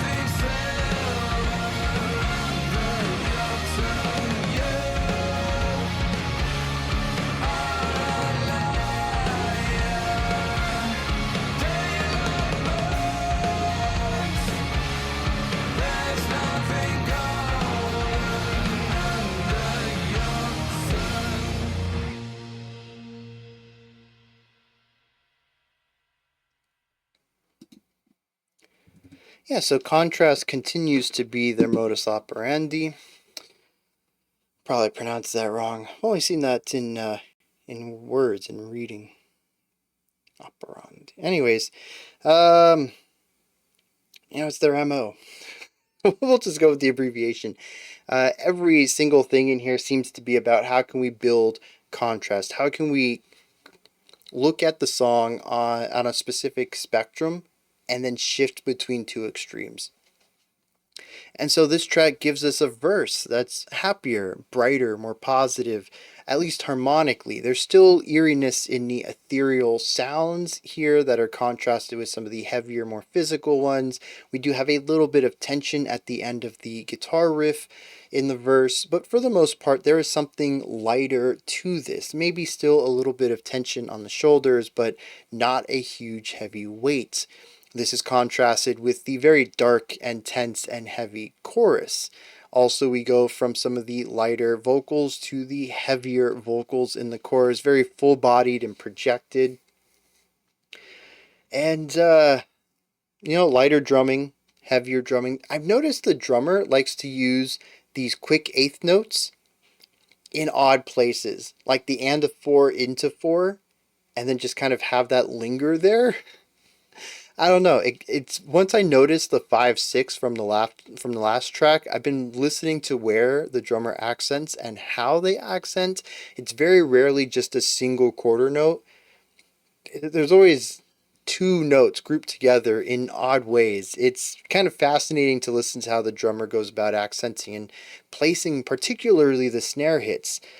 Tom work, bass kick, hi-hat, cymbal work, all of that seems to be rather usual for this style of music, even with the heavy offbeat accents in our intro and chorus. A lot of the places that the cymbal hits come into play on the offbeats make sense with the melody that we have with us, but the snare accents are always a little bizarre for me, and I find that to be very interesting. Once again, it's just a really cool element that separates Failure's drummer, at least on this album, from a lot of other rock drummers. I still gotta look that up. I'll remember to, let me make a note here. Look up personnel. So that I can check on that. Because like I said, the other two people are definitely the names I remember for Failure. But yeah, lots of contrast all over the place. However, because of the lightness of the vocals in the chorus and the lightness of the harmony and a heavier focus on distorted, brighter tones, this is where, I read that review about them kind of doing a throwback to shoegaze, and it never really clicked with me. I don't think all the tracks here are shoegaze adjacent, particularly Lifetime of Joy, Submarines, and Bring Back the Sound are very alt rock. But yeah, Water with Hands and Headstand have a bit of a shoegaze feel to it, and so does this one. And I kind of find it interesting that I hadn't picked up on that yet, but it is. It's that bright, distorted sound. It's the thing is though, when I think of shoegaze, I think of wall of sound. I think of post-rock style, but bright. And this doesn't really have that wall of sound distortion, but it definitely does have a very effect-heavy guitar idea that is focused on texture more so than riffage, than melody. So yeah, it's certainly shoegaze adjacent. And we do hear a bit more of that in the verse here. Now here's the thing that really stands out to me. We have some good groove, we have some catchy melodies throughout here, we have some interesting dissonance presented at places, but for the most part, it is a consonantly harmonious track from the beginning to the end of the second chorus.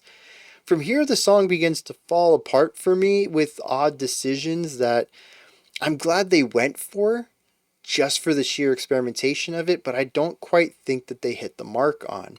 For instance, the entire bridge here takes the energy of the verse, but introduces the dissonance of the chorus in a way that never really quite clicked for me. It's just sort of an odd combination of sounds. It's supposed to, I think, be eerie in some way, a subversion or perversion even of the happier tones that we had in the verse. It just feels like a bunch of wrong notes to me, though. I'm curious where other people sit on that, particularly people who enjoy dissonant music. Particularly maybe even folks of fans of indie rock, which utilizes more dissonance than I'm a big fan of, alongside clean vocals and stuff like this. Effects heavy sounds. It never really quite clicked for me, and I was hoping it might build into something, and then it sort of just peters out and the chorus comes back in unceremoniously, and that whole section just kind of felt really weird. But then the chorus is back, and yeah, I was like, this is fine. The chorus, it's a good chorus. It is. I think they did a great job crafting that one. um but yeah, I mean, that's Mercury Mouth. I want to bring something up though. The use of keyboards. I noted that both Ken and Greg have keyboards listed as their instruments. I personally don't hear a lot of them in here, but I do hear them occasionally. Water with Hands had it, and Bring Back the Sounds had one. And they always introduce some sort of sci-fi phasery sound, a tight loop between like 3 or 4 notes just circulating. It's interesting when they choose to use them and how sparsely they choose to use them. I think having the instruments listed as the instruments that they play and then to use them so sparingly is, I don't know, like for most people, I don't even think they would recognize it, right? It's like, oh yeah, there's a keyboard in there, just go along with their day. But I'm listening to everything and I'm like, okay, there's keyboard here. It says they play keyboard, and then it just isn't quite there much at all. Maybe I'm missing the keyboard. Has there been other sections that maybe I just didn't track it was a keyboard? I don't really have much to say on this. I just think it's interesting that I was kind of expecting a lot, and it's shown two sounds out of six songs. I think I could say, oh yeah, that was definitely a keyboard. I'm kind of hoping that maybe we hear some more keyboard based or even piano based songs as we go on, which brings me back to the idea. I forgot to bring up, was it Bring Back the Sound that had an acoustic guitar at the beginning? I thought that was a really nice new sound that we hadn't heard anything of. A lot of the sounds we had were either wide and distorted or big and heavy, and it was nice to just have a clean sound there. And so I enjoyed that. I'd like to hear more of that. I think my big problem here is just homogeneity. A lot of the songs end up blending together, and there aren't really any that stand out to me. Submarines is still the big hit for me. I 2 songs later, I still remember the guitar riff. I remember the general phrasing of it, and I remember how everything's interconnected. Not just that it is, but how it is. I mean, that song, yeah, it imprinted on me in a way none of the others have. And like I said, it makes sense given the context for the album, but it doesn't make it a particularly strong album for me personally. Um, yeah, I think that's it for this one. Let's hit some lyrics. Just to kick this segment off, I do want to say that the drummer has been very consistently in the band for a majority of the albums. Uh, the drummer did take a small hiatus at one point for a couple of years, and the drummer for this album wasn't their drummer for their very first album, but otherwise, yeah, Kelly's been there forever. So I don't know. I don't know where my information was that it wasn't part of the band. But yeah, so when we checked out Fantastic Planet, that was Kelly Scott on drums. All right, Mercury Mouth, though, this is the most teenage, simple lyrics I think we've had all day. The chorus is, "You are a liar. Shut your mouth. There's nothing silver about your tongue. You're a liar. There's nothing golden about your son." And it's just, uh, it's endearing. I have a soft spot for not bad, but just simple lyrics that an angsty teen would write.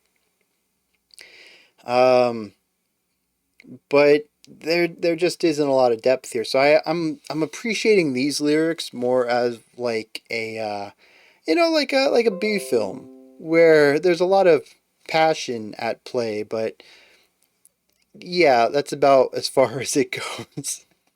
There's not a lot of depth going on, and that's where I sit with this. But that's exactly what the song is about. It's, somebody who they don't like, and is somebody who just talks and talks and talks and talks and doesn't really say a lot and does a lot of lying within that not saying a lot, and they're just like, you know what? Get out of my face. You're just a liar, so shut your mouth. Um and yeah, that's the whole song. I do like in the bridge, maybe it's between the second and final chorus. So I don't know where this takes place in the song, but it just says, "The only words that you hear now are so beyond sane. They're unsane." And it's so good. Oh jeez. Like, ah man, that is some campy lyric writing right there, and I love it. It's unsane. Oh man. Okay, so we have 4 tracks ahead of us. I think I'm getting into the right mindset now. I wish it had happened earlier, but I'm just taking this as it is now, and it's a fun ride. I'll give it that. Is this my favorite Failure album? No, not by a long shot. But is it a jam? Pun intended? Yeah, it absolutely is. They're having a fun time making this, and if I get rid of the critical lens, which isn't necessarily the point of the channel, but I do think I would have a fun time listening to it. also. In fact, when I do sort of just chill and take it at face value, it is a fun time. And so I think this might not be a great album for this type of critical lens to dig into the nitty gritty, because honestly, there isn't a lot of nitty gritty to dig into on this album. But I do think I was very harsh on it at the beginning, as both my mindset and my expectations were so far different from what they were setting out to do and what I think they accomplished. So let's dive into this one and see how they bring us into the back quarter.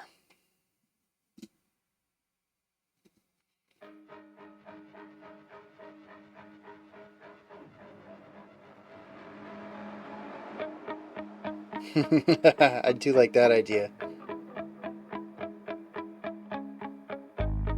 Oh, I kind of hope they had stuck with that. This idea of this chirping being present and something washing over it has to run away and try to start somewhere else, washes away, it has to start somewhere else. Still undecided on the flight back from Seoul. Your story's diverging. Yeah, I love the little nuances over here. Exchange for your soul. I wanna get out, gotta get out of this place. I wanna let go, gotta let go of the race. I need to wake up, make my way back Yeah. to the moon. I need to go now while the Just the tension and release in the chord progression is so good. nothing is real. Yeah, taking the same foundation, expanding on it with the keyboards, which is funny. I was just talking about this.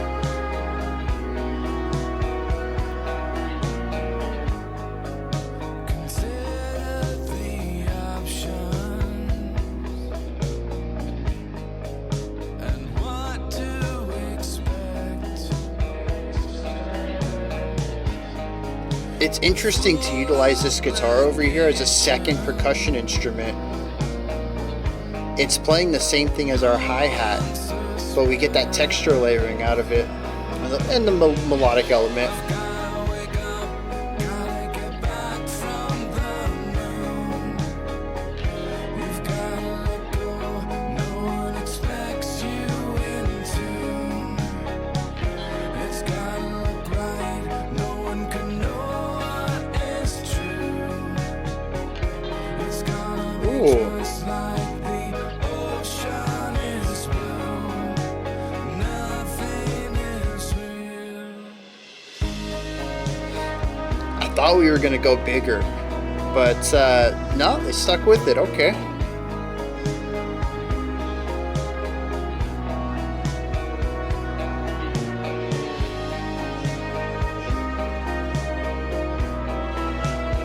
Some new tension introduced. I think primarily by the synth, but it's present to me down here in this right guitar.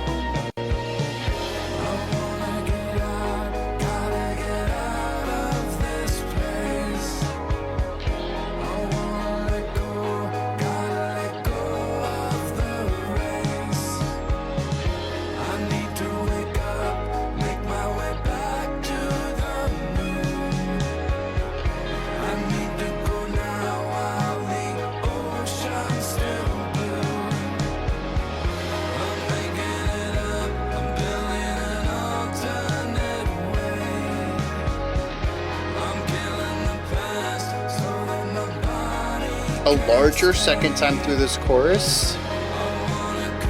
There's a Gazey distorted reverby thing going on. Just kind of surrounds the entire song.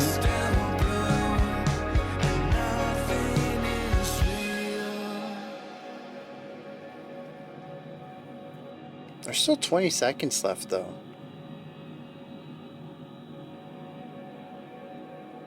Are we gonna transition?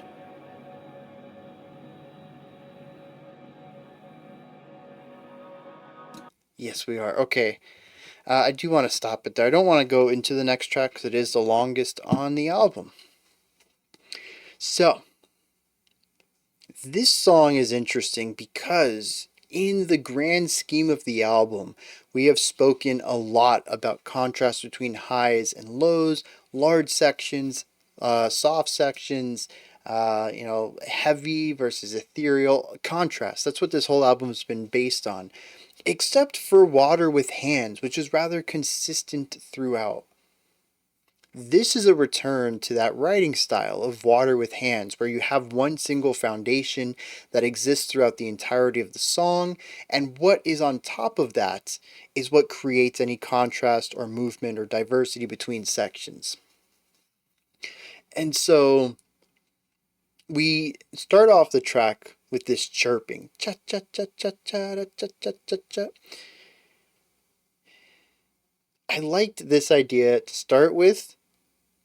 I didn't like this idea 4 minutes into the song. However, the dedication to stick with this foundation, I gotta applaud. But we have that. Then we have a little guitar thing that comes in over here, the drums, the bass, and then the vocals on top of that. Well, we also have the keyboard here, which is cool. I asked for more keyboard. I got more keyboard. I like how that worked out. um, all of this feels very similar to what we get in the chorus, which the big difference I think is more of a distorted, reverbery sound. I can't tell if it's the guitar or another keyboard, but it washes over everything. It makes this sound larger. Oh, you know what? The keyboard came in after the chorus. That's what it was. It was the post chorus. Um, it just gives it this width. It takes the song that's already filling up like 60% of the sound sphere, 70%, and just fills up the rest of it with these cascading waves, starting from the center, pushing out, wrapping around, and then fading away. We heard a lot of these towards the end of the track, but we got a few of them at the first chorus as well. And then this takes us to a synthesizer or keyboard lead line on top of the foundation we've had through the whole song. And this is how the song progresses. We have the main foundation with vocals on top, the main foundation with vocals on top, and the reverb, and once the main foundation with a keyboard melody on top. And so you'll notice the main foundations everywhere here, and even the melodies in this track are very similar from section to section. This is a track that's happy being what it is and residing within that. This comes off of 4, 5 maybe songs that are constant back and forth between big, heavy physical sections and light, airy, ethereal, foggy sections. For the past, I don't know, 15 minutes or so, it has been, hey, look at this massive contrast that we have in our songs. And here is a song that says, hey, we're not going to get too heavy. We'll bring in a little bit of distortion, but this is mostly a chill song. We know we just subjected you to a lot of drastic back and forth. We're going to chill out for a second. We're going to chill out in intensity, but also in movement. And we're just going to stagnate for a little bit. And I think this is a good time to bring that in, particularly because, as I had mentioned, Bring Back the Sound and Mercury Mouth had begun to fall into a pattern that we had seen with some of the songs that came before it. As many times when we got into the analysis sections for those, I said, and just like the song before it, we have highs and lows. So I think this is a good place to introduce some diversity in the composition. Not pure diversity, of course, returning back to a sound we had, but nonetheless still introducing some contrast to the overall styles of composition that are being utilized across this album. And that I think is the big part here. We have the keyboard and we have static atmosphere.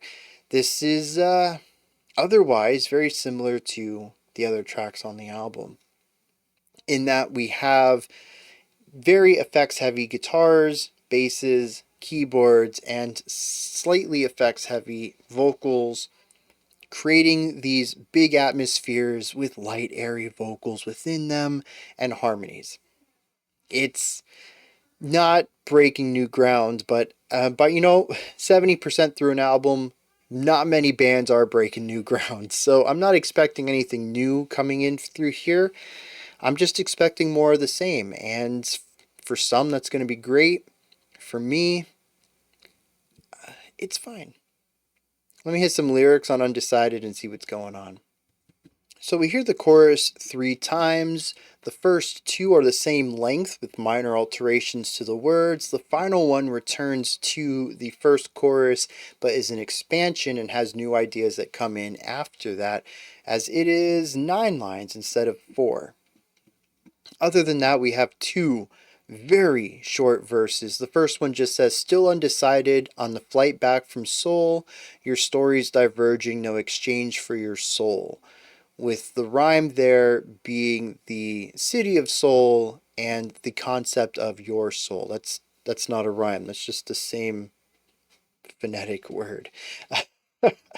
um, but I find it interesting that we have a very soft rhyme on verse 2. It says, "Consider the options and what to expect with full obligations no one suspects." But again, what's going on here? We have somebody who doesn't know what they're doing. Their story's going in different directions, and there's no exchange for your soul. I don't understand that line. I wonder if the inclusion of the city of Seoul is just simply so that they could have something to rhyme with soul, because it has no bearing on anything else unless it's a personal thing. Maybe they had just played a show there and they were leaving, and I don't know. And this was what was going in his mind. So yeah, that's it. Consider the options and what to expect with full obligations no one suspects. Again, it's just I have options and I need to figure out what to do next, but I don't know. I'm undecided, as the title says. Very on the surface writing. The chorus, though, this is where things get interesting and also vague and also mixed metaphory. Says, "I want to get out of this place. I want to let go of the race. I need to wake up and make my way back to the moon. I need to go now while the ocean's still blue and nothing is real."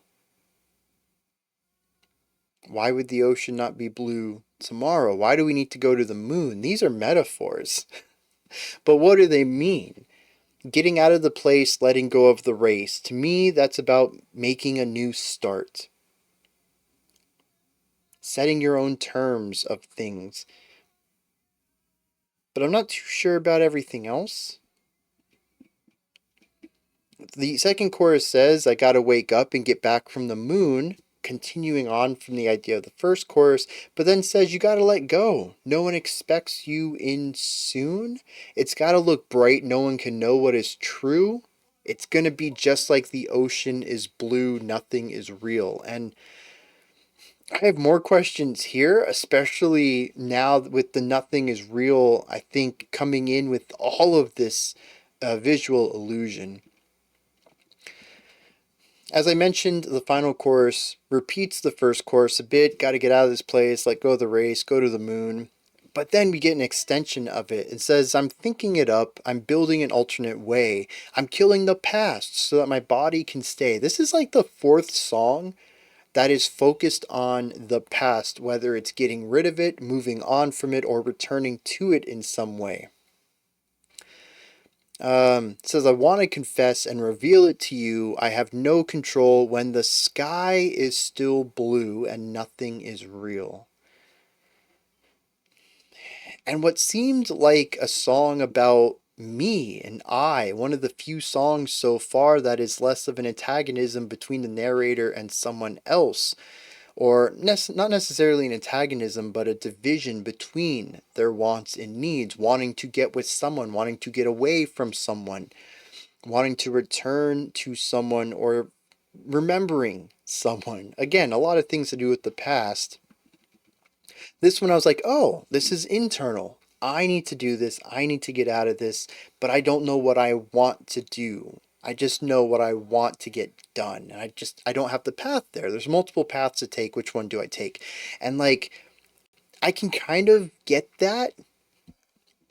But then at the very end, it says, I want to confess, I want to reveal things to you, and I'm wanting to stay, killing the past so that I can stay.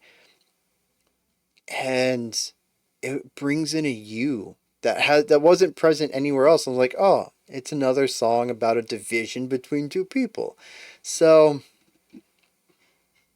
I don't know. Once again, this one is very on the surface or completely outlandish and nowhere in between. Some of the lines make no sense to me, others are immediately apparent.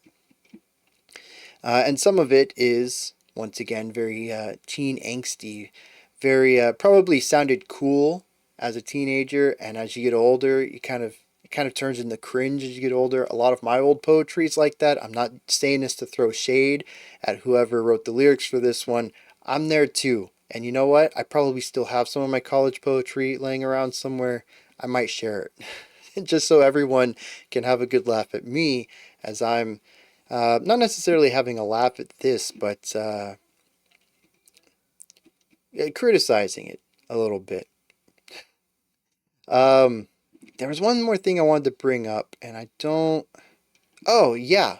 This is about not knowing how to take that next step, but knowing that a next step needs to be taken. You're just not sure which direction it is, and so option paralysis. You end up staying exactly where you are. The music is stagnant. This is the only time so far where I can say that the music and the lyrics have some sort of thematic resonance. I'm not going to say that it's a very strong cohesion between the two, but it is present. And in an album where that hasn't happened at all, it does stand out quite a bit. So, let's continue this on. We have the track Long Division ahead of us, which this is the longest song on the album at 5 minutes and 11 seconds. 5 minutes and 11 sections. Imagine if that's how we counted. Anyways, let's dive in and see what they have in store for us with this one.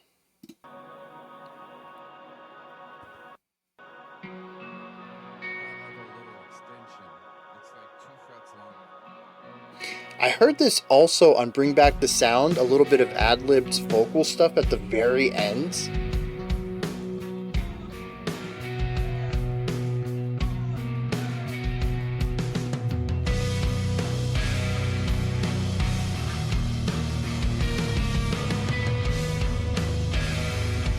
Just massive tone here at the bottom.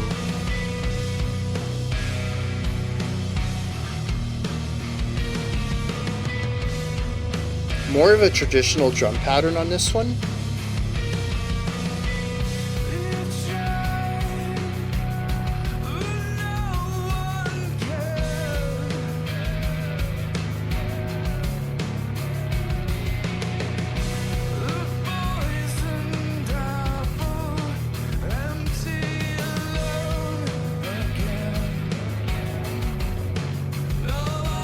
I like the bass pattern here. A little bit of rhythmic information not present anywhere else.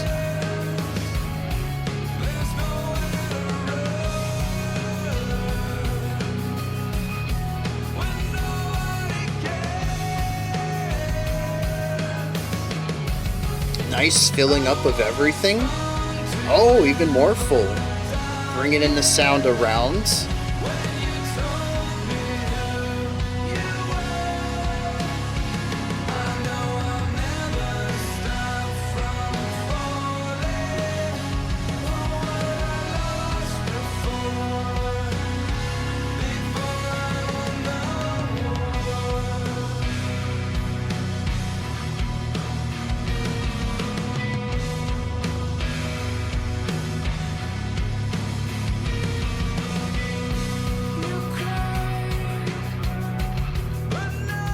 You can hear the bass very clearly here.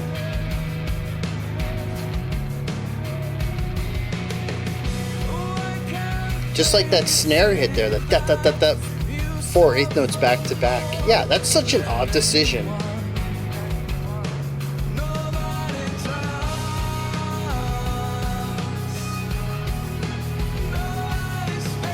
But I like the way it comes off with those bass kicks right before it.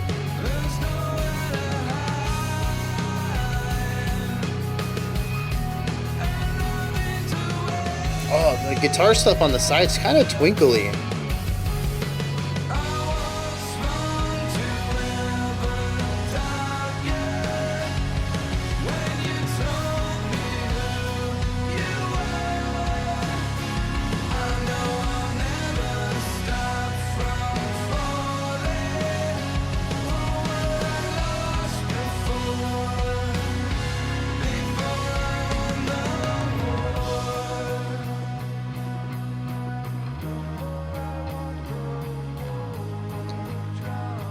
I will say that I think the most interesting part of most of these tracks is the subtle electronic use, the keyboards. All right, we have a little fluttering, like flute twirls, trills. Sorry.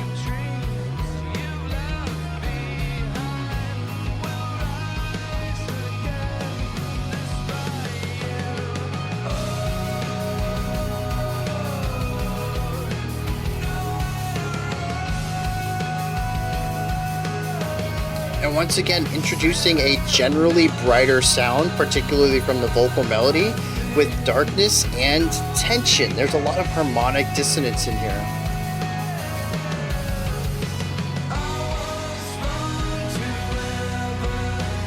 And resolving all of that in here.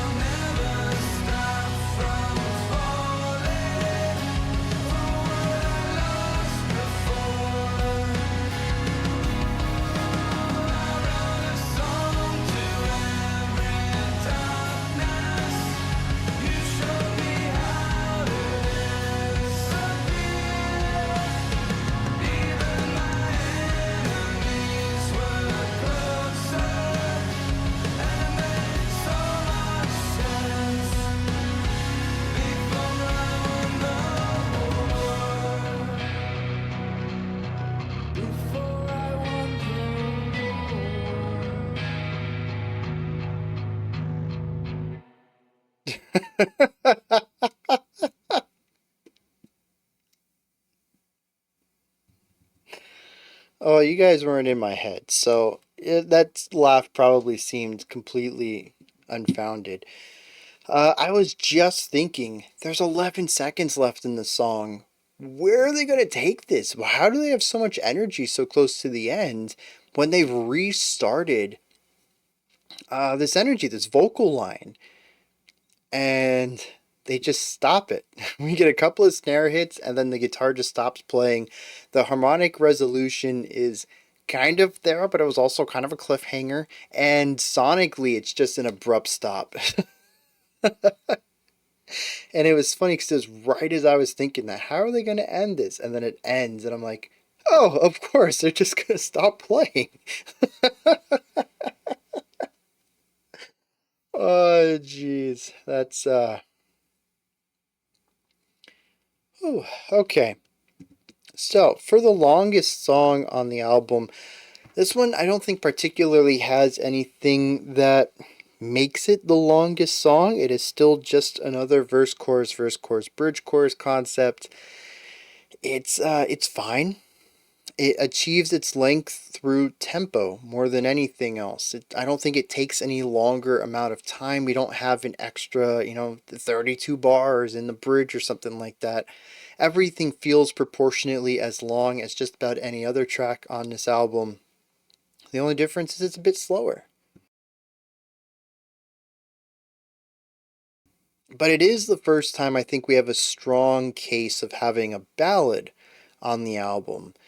Not just in the speed, but also in the intensity and the general sound of it, while we still are utilizing heavy uses of reverb, distortion, compression. I feel like the lighter drum work, although I still love that ga ga ga ga, those four snare hits that come in, it's very aggressive for the general pace of the song. Again, it's one of those little idiosyncrasies I enjoy from this drummer. He just has a wild idea of drumming, keeping the pace, keeping the beat, being that human metronome 90% of the time, and then throwing in something wild like that as frequently as it shows up. It's just kind of wild, but it works. It's failure, honestly, at the end of the day. Um, but yeah, aside from that, it's a very chill, laid back song. We do have bigger, heavier, wider sections, but on the whole, if you focus on just the guitars and the vocals, and you get rid of like the super bassy sounds and any of the heavy dissonance, and you focus on the core elements, not the extrapolated ones, not the embellished ones, just the core stuff right here. We have a slow, calm, laid back track that generally just exists. It exudes a little bit of positivity at times, a little bit of negativity, but most of that is just for harmonic flow. This is a song that to me just is. It's everything else, the embellishing parts that alters that. It is those four snare hits every other bar. It is the heavy dissonance that we get in the verse and particularly even the bridge, bringing in some very wide, heavy, massively distorted tones underneath all of this calm in a way that almost supports it. Not emotionally, but compositionally. The only thing I think that would have made this even better was to bring in some heavier, full bodied vocals at a point. And they chose not to, and honestly, I think it's probably the right way to go about it, but it's interesting how they can craft a ballad and then still turn it into something very failure, something that is still large and expansive and fuzzy and gritty and dark and heavy. I'm going to say that again because heaviness, weight, I think is the cornerstone of this whole album. But it's where all of this meets that turns it into something distinctly failure. This could have been a very shoegazy album. This could have been something that was totally done as a love letter to bands like The Cure, as the one reviewer states. It could have been purely an alternative rock album, and yet they decided to smash all three of those up, even though they're not usually aiming for the same thing. And they found a center point between that three-way Venn diagram and leaned into it hard enough that they developed 2 to 3 different distinct sounds out of that combination. We have this slower ballad idea that we saw in Undecided, but definitely here in Long Division, that also kind of lends itself just a hair bit more to that shoegaze side that we saw with Water with Hands. They definitely have more of the straightforward alternative rock sound with Submarines, but they also have this heavy, distorted, almost post-rock weight, this massive effects-based destruction going on here that isn't just about destroying the sound in a positive way like shoegaze tends to do it, but destroying it in a negative way to introduce extra width and power to the guitars. And we see that in songs like A Lifetime of Joy. These three core components are what form most of the songs. Dissonance versus consonance, heavy versus light, and moody versus existence, just wanting to be, and finding ways to modulate all of these parameters to continuously find ways of crafting contrast within their writing, whether that contrast is section to section or song to song. The flow throughout the album, the flow throughout the songs is consistently interesting. No point of this album have I sat back and thought, man, I wish we could do something else right now. We've done this too long. Or, on the other side of the spectrum, that went by way too fast. Can we get some more of that? Even right here, I thought Undecided was going to be an outlier, a moment to breathe within the album. And Long Division takes what Undecided did and leans into it even more to a further extent, creating, honestly, like I said, the first ballad adjacent track on the album. All of this takes us into the final 9 minutes of the album, which makes me wonder where we're going, especially since Bad Translation was one of the tracks that was most favorited in the reviews. Half Moon got a couple, so I'm looking forward to that as well. One person did like Long Division, though. And I will say, if nothing else, Long Division is one of the most cohesive tracks on this album, as it is, much like Undecided and Water with Hands, primarily stagnant, focusing on one specific sound and seeing where they can expand that and contract it, more so than finding two extremes to bounce between. And again, even that creates the contrast within the album. There are a lot of songs that bounce between extremes, and then we have a couple that decide to sit within a singular sound and fully explore it. There really isn't a moment on this album where I think anybody would be bored unless this just totally isn't your cup of tea. If you're not a fan of rock, or particularly effects-based rock like shoegaze or post-rock even in some ways, there might not be a lot here for you. But if you enjoy rock in any capacity, I think that this album is going to work for you on some level. Be your favorite? Yeah, maybe not. I'm in that camp right there. But is it bad? Could I sit through this again? 100% I could. This isn't terrible in any capacity. It takes a little bit of time to get into it and to realize what failure is doing, um, and come around to their mindset. And I think that helps a lot. It also helps to recognize that this is very straightforward. And I think for a majority of listeners coming into this, that won't be a problem. I definitely came in with the wrong expectations and the wrong mindset. So, yeah, it was a rough start on this, but I think I'm bringing it around, and I hope that the end of this video people find useful in some capacity. Just, if nothing else, seeing how I can shift my mindset and come around to appreciate something a lot more so than I started. And maybe people will be like, oh, maybe I can do that myself.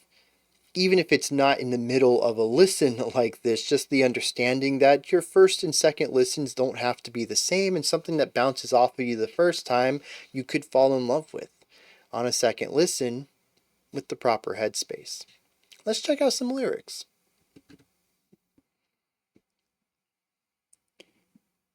Here's another one that makes sense for the most part, but is vague on what sense it's supposed to be making.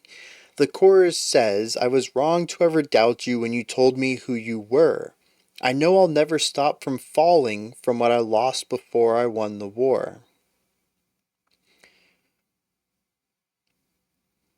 This idea of not believing you when you told me who you were, I'm not understanding if I should read that in a positive light, or of I should have believed you when you said you were an ally, or a negative light. I should have believed you when you told me you were a snake.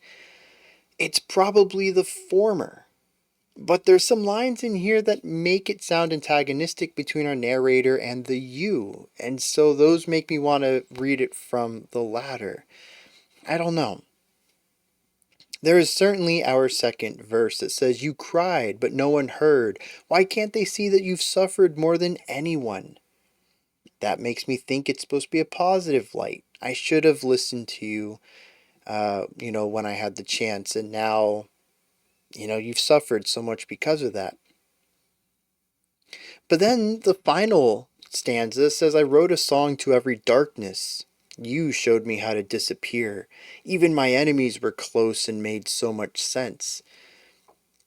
It's written in a kind of bizarre sense, but I get the idea that this person is one of the enemies, and he kept them close not knowing that they would betray him.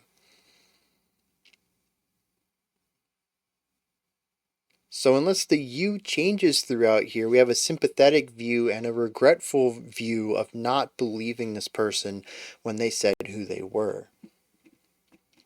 Now, aside from that, we just have this general concept of war. The beginning says, you tried, but no one cared. The poisoned apple, empty alone again. Nobody turns, nobody stands. There's nowhere to run when nobody cares. All of this from before I won the war. Says, before I won the war, the drama's gone. It's all a waste of time and you can't fake this. All the dreams you've left behind will rise again despite you. it continues on to this idea that there's this battle between the narrator and their enemies, possibly this you that they continue to reference, and that they won, but there's a lot of stuff they lost in that process.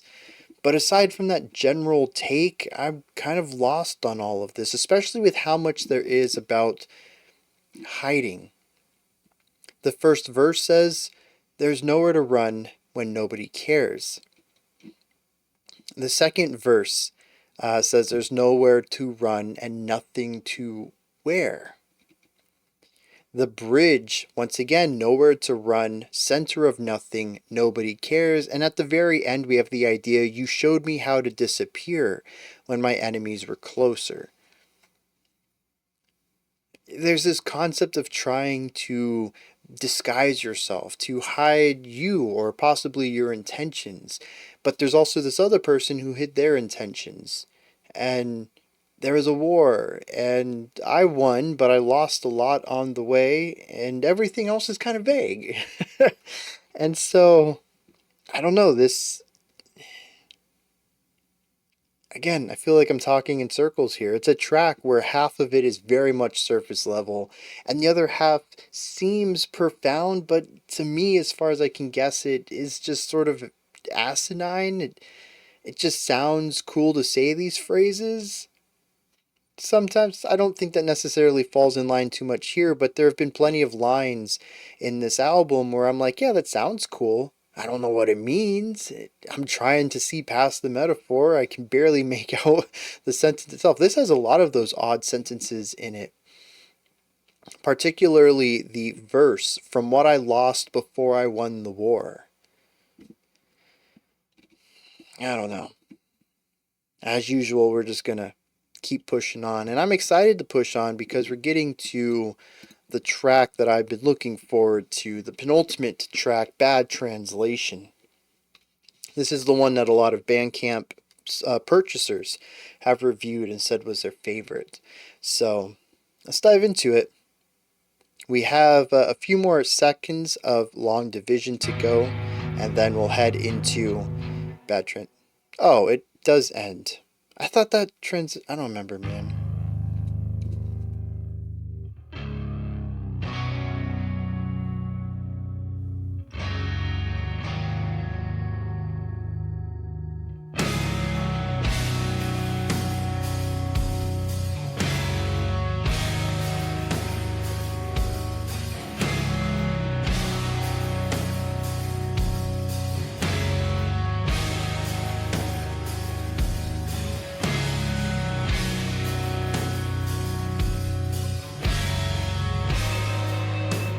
Ooh, bringing in that tension, that right there, underneath that final resolved chord was very nice.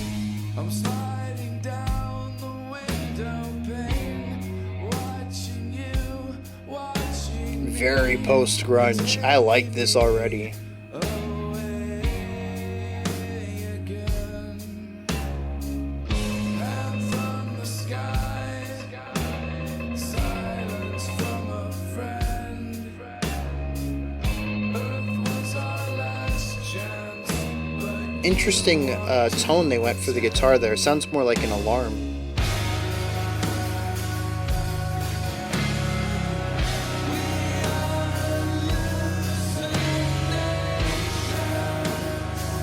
Another one that utilizes offbeat accents.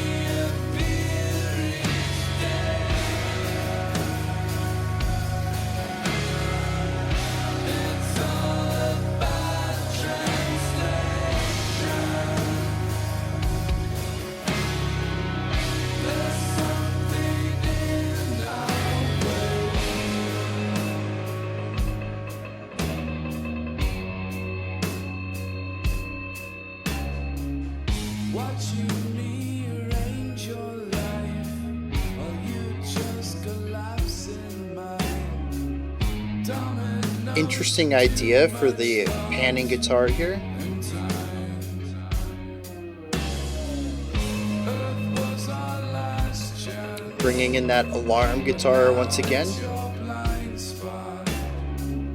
You were my last chance, but now I'm all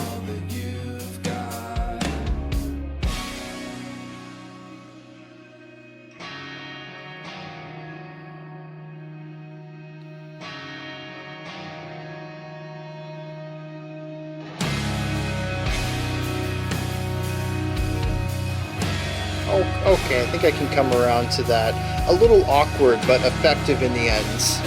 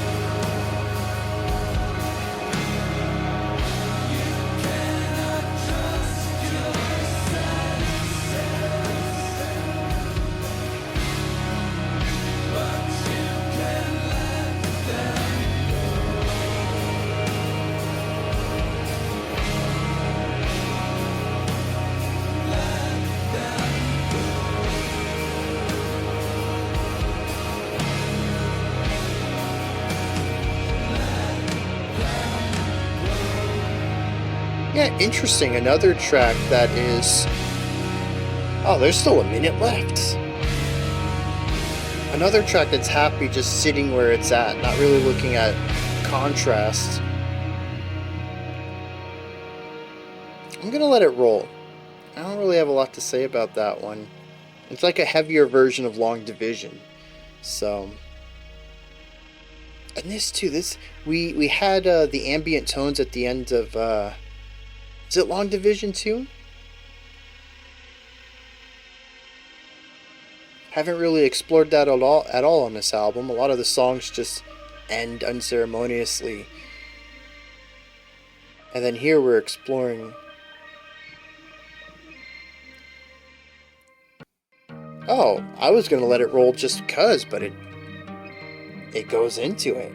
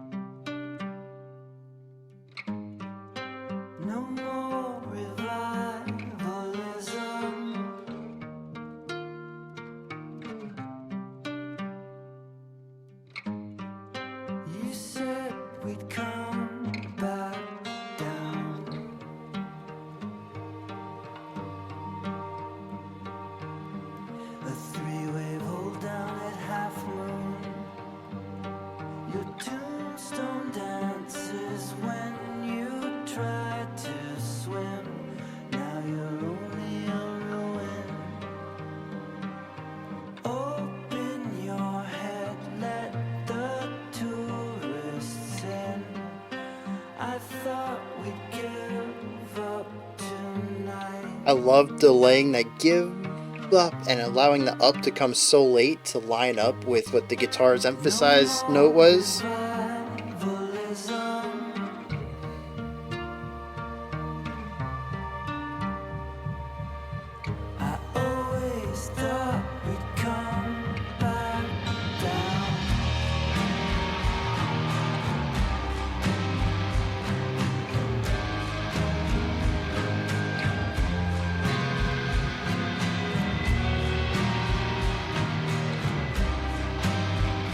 It's like the song is melting. The drums are so muffled.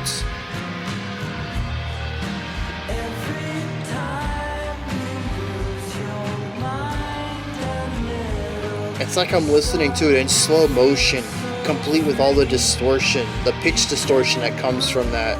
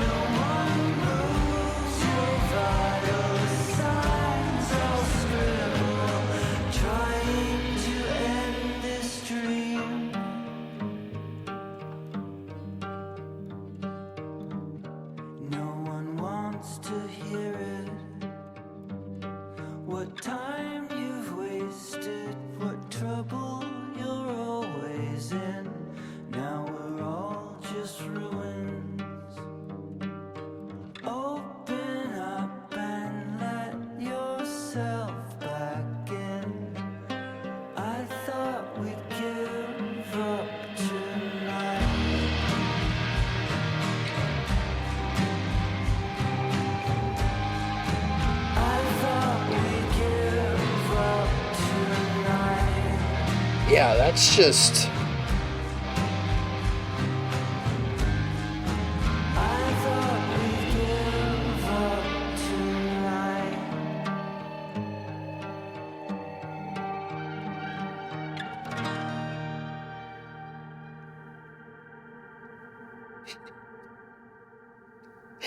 Oh, jeez.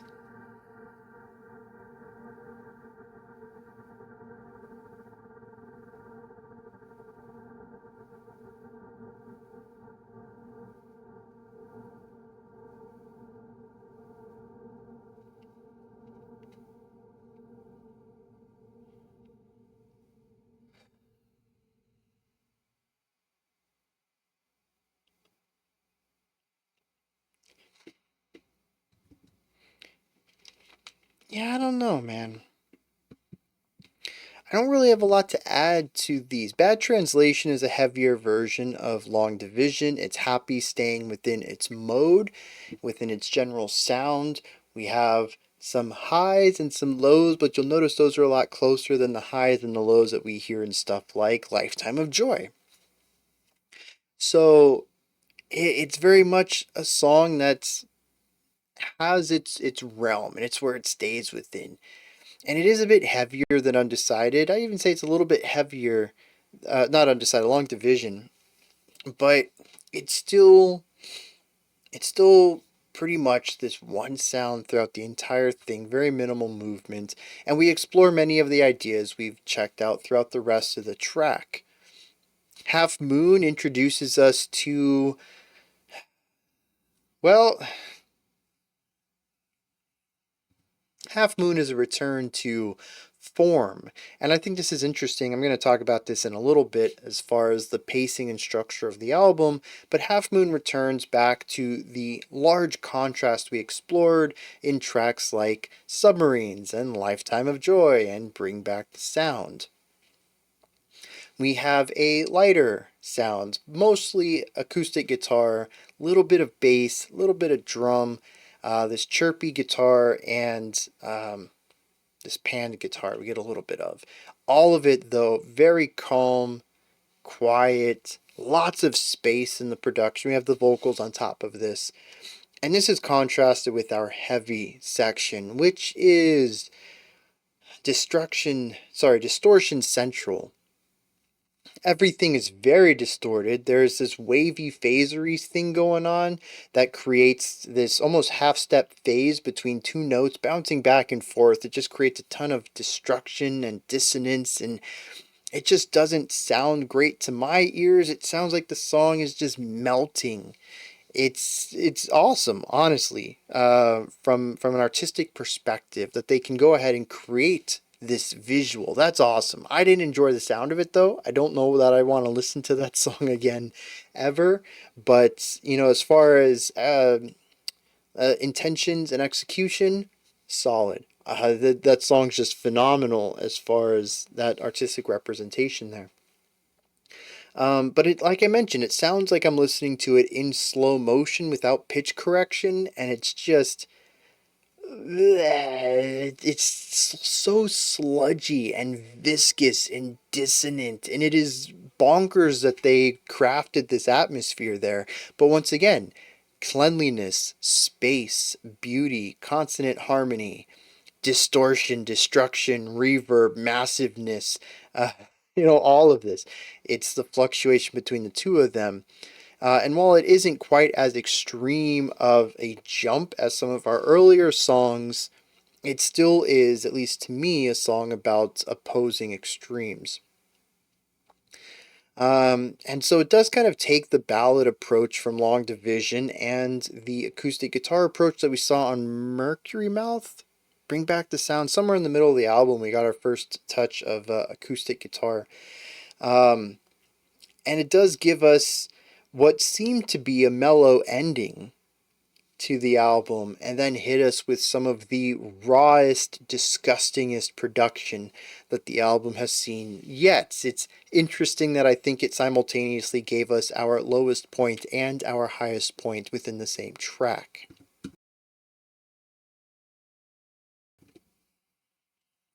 And this is where my conversation about pacing and flow come in. See, I've talked about contrast on the album. Stagnant songs versus contrasty songs. And the contrasty songs have their own contrast within them. And so we have the pacing within the tracks and the pacing within the larger album. But did y'all know this was 50-50 on that? Yeah, Water with Hands was stagnant. And then we had tracks 2, 3, 4, and 5 that were all massive contrast.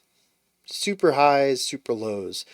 Mercury Mouth introduced one of the first slower sections. Undecided leans further into that, and this begins the era of stagnation, where we check out tracks 6, 7, 8, and 9, which focus more on that, which give us 4 plus the 1, the initial starting track, of 5 songs focusing on creating an atmosphere and fully exploring it. And then we have tracks 2, 3, 4, 5, and 10.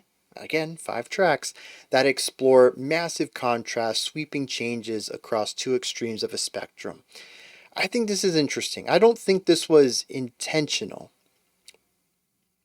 but I do find it interesting because I had mentioned that around track 6 or 7 we began to have the stagnation, and I thought it was interesting that, well, not interesting, it was good because we needed some contrast from the contrast. We needed a breather from being, pushed and pulled between these 2 extremes. We needed a midpoint.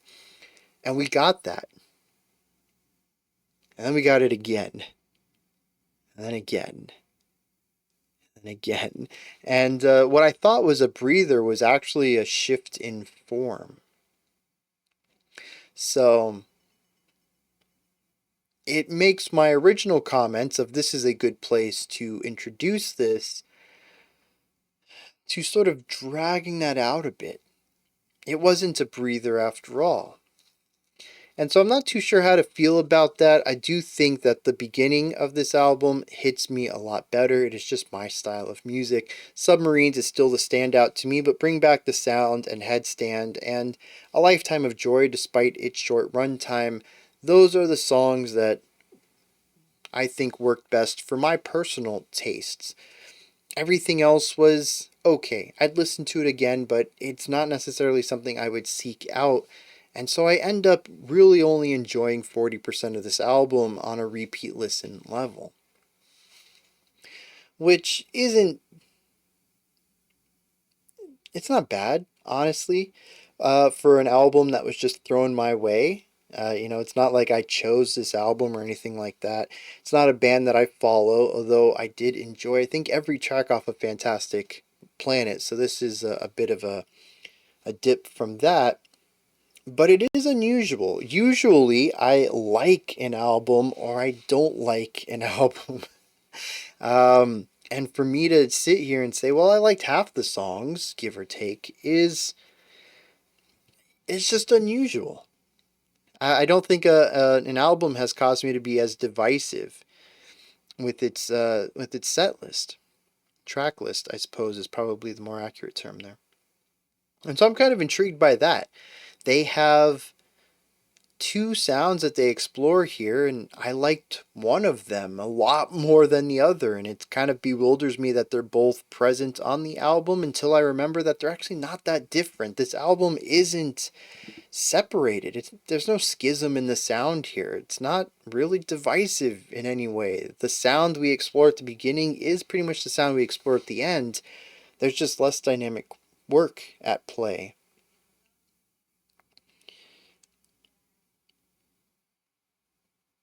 The other thing I wanted to bring up is a possible note of how they crafted this album. I would go on record to say that the song list is in some way influenced by the order that they finished the songs, which is why I said earlier that I don't think that the choice to shift from one style to another was intentional to create that breather.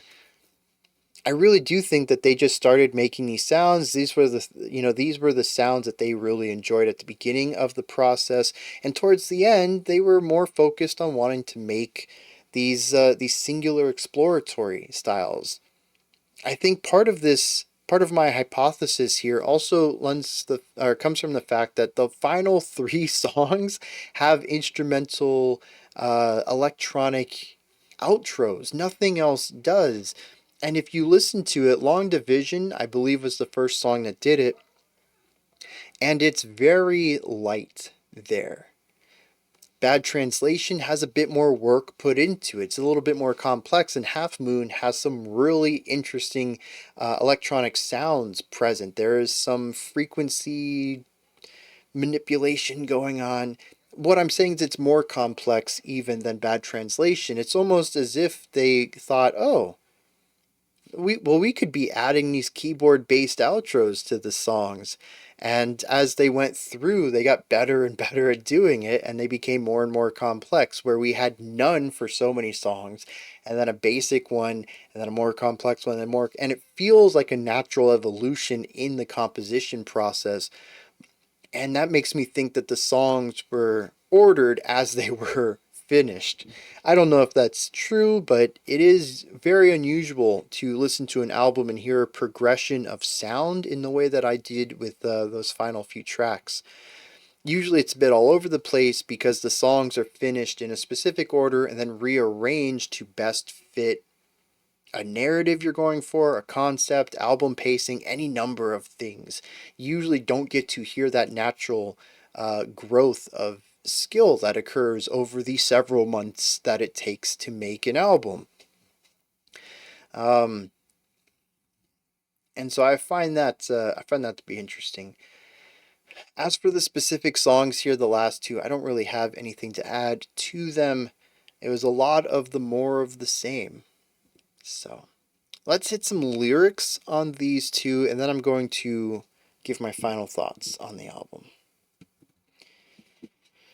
Bad Translation appears to be about two people who didn't necessarily need to rely on each other. I think both of these people might have been a bit broken in their own ways, and they were looking for someone to lean on, and eventually the two broken people met and leaned on each other in ways that neither could support the other. The idea that it's all a bad translation and that there's something in our way kind of leans into that. That's part of the chorus. But we also see in verse 2, it says, "You were my last chance, but now I'm all that you've got." So that's kind of that. There is this reoccurrence of Earth, though. It says Earth was our last chance. Uh, Earlier it says Earth was our last chance, but you want to pretend. So I think that's interesting. I'm not sure if I should read that metaphorically or if this is supposed to take place on another planet sometime in the future. I don't know. We do have this really interesting phrase to kick off the song, though. It says, "I'm sliding down the window pane, watching you, watching me. They're taking me away again. And from the sky, silence from a friend." I don't know. The idea of sliding down the window pane, I think, is, I don't know, if you're watching from the inside of a house and they're walking down the pathway to a car or something, and you focus on just the window itself, they could be walking down it.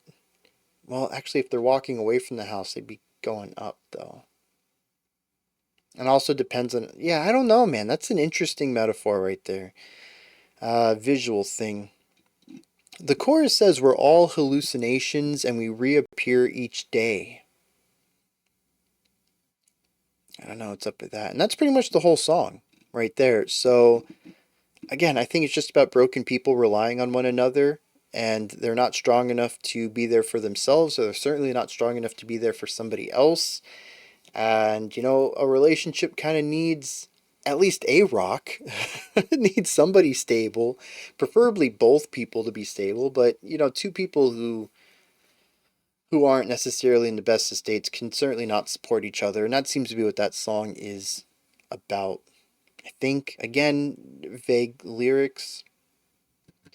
And this final track, I wish I had something to add to it, some understanding of it in a way that would help me understand the album. Just a final theme to wrap up on, and I don't. There's some really Interesting metaphors in this one. It kicks off another vein through Ohio. The plains spilled out like oceans to the trees, not a conscience for miles. We thought the locust cloud was honeybees. You said we'd give up tonight. I'm not sure what in particular this is supposed to be referencing, but it immediately showcases a vast landscape. And from here it says a 3-wave hold down at half moon, your tombstone dances when you try to swim. Now you're lonely or ruined. Open your head, let the tourists in. I thought we'd give up tonight. I'm trying to figure out what the idea of giving up is. I think the concept of letting the tourists into your head is simply about rogue thoughts. Particularly because just after this, we have every time you lose your mind a little, you start to feel so free. You can't move. Your vital signs just scribble, trying to end the dream. All of this is slanted towards positivity for me, I think.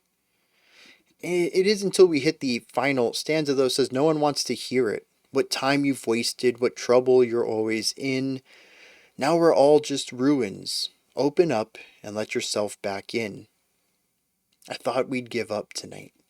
I'm still confused about that. It's the key element here. The first stanza, you said we'd give up tonight. Every stanza after that, I thought we would give up tonight. There's a confusion of the plan, or a change of the plan. But what that plan is, I can't say I know, I understand, or I get.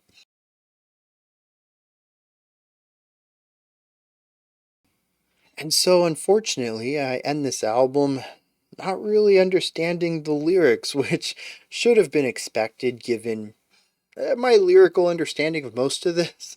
I think this is definitely one of the bands where if I had a chance to talk to them, my first thing would be like, who's the lyricist in here? And how does your brain work? How do you come up with these things? And what does it mean to you? Again, this could definitely be a skill issue. I am not the best poetic analyzer.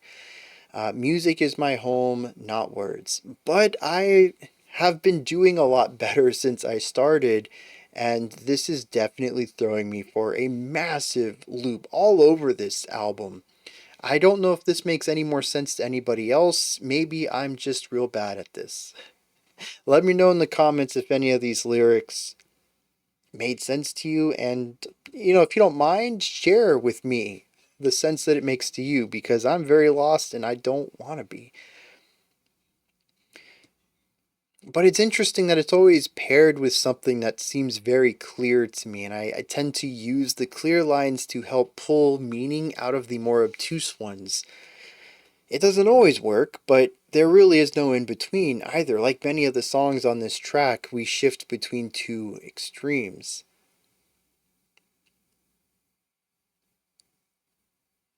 And so I walk away from this album wanting to like it a lot more than I did. Appreciating what they're doing, though. I feel like this is an experimentation for failure. As they stated in their little interview with Apple Music, they've pre-composed pretty much everything they did, which means they have a lot of experience under their belt on how to do things, how to accomplish specific sounds, how to make specific atmospheres. There's always that question, could I do this on the fly? Does this have to be pre-done?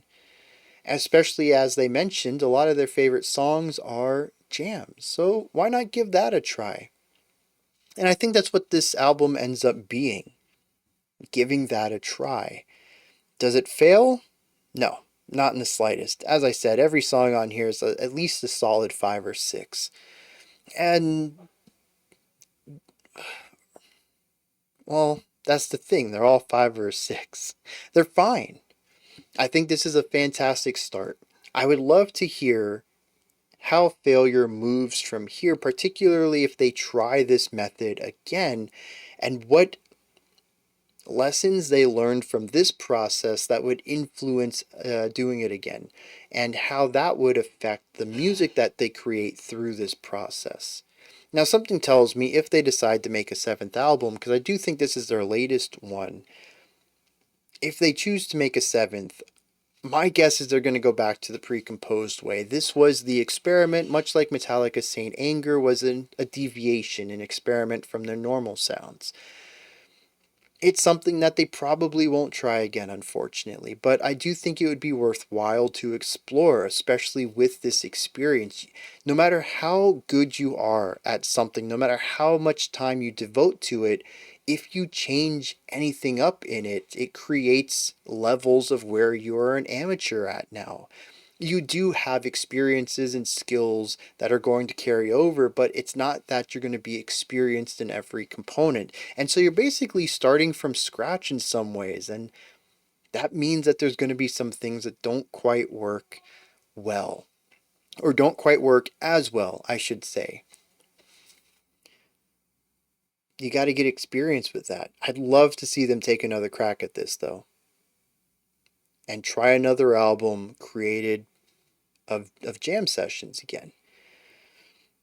I would also like to see a lot more of the keyboard work. I think that was another letdown. When the keyboard showed up, it was always interesting doing something wild. I also think that having the keyboard in would have allowed for more nuance, but also I guess they can only play one instrument at a time, because I'm thinking of like adding the keyboard to sections where the guitar and bass were already going, but you can't really play keyboard and guitar and bass unless you put the keyboard on the floor and use your feet. So maybe from a live perspective, this is probably the best they could have gone with. But yeah, I'm glad I listened to it, and I think hearing the backstory to it was also interesting, and it helped with a lot of my understanding of the album, what their idea was, and goals, and it helped me evaluate their execution of those goals. So while I personally don't think I'll listen to this album again, I do appreciate what they did um, in creating it and in expanding their own skill sets and trying to push themselves beyond probably what felt very familiar by the fifth album. So, yeah, those are my thoughts. Failure's Wild Type Droid. Now, I've heard a song off of this before too, haven't I? I know this is supposed to be the outro. I'm supposed to be signing off here.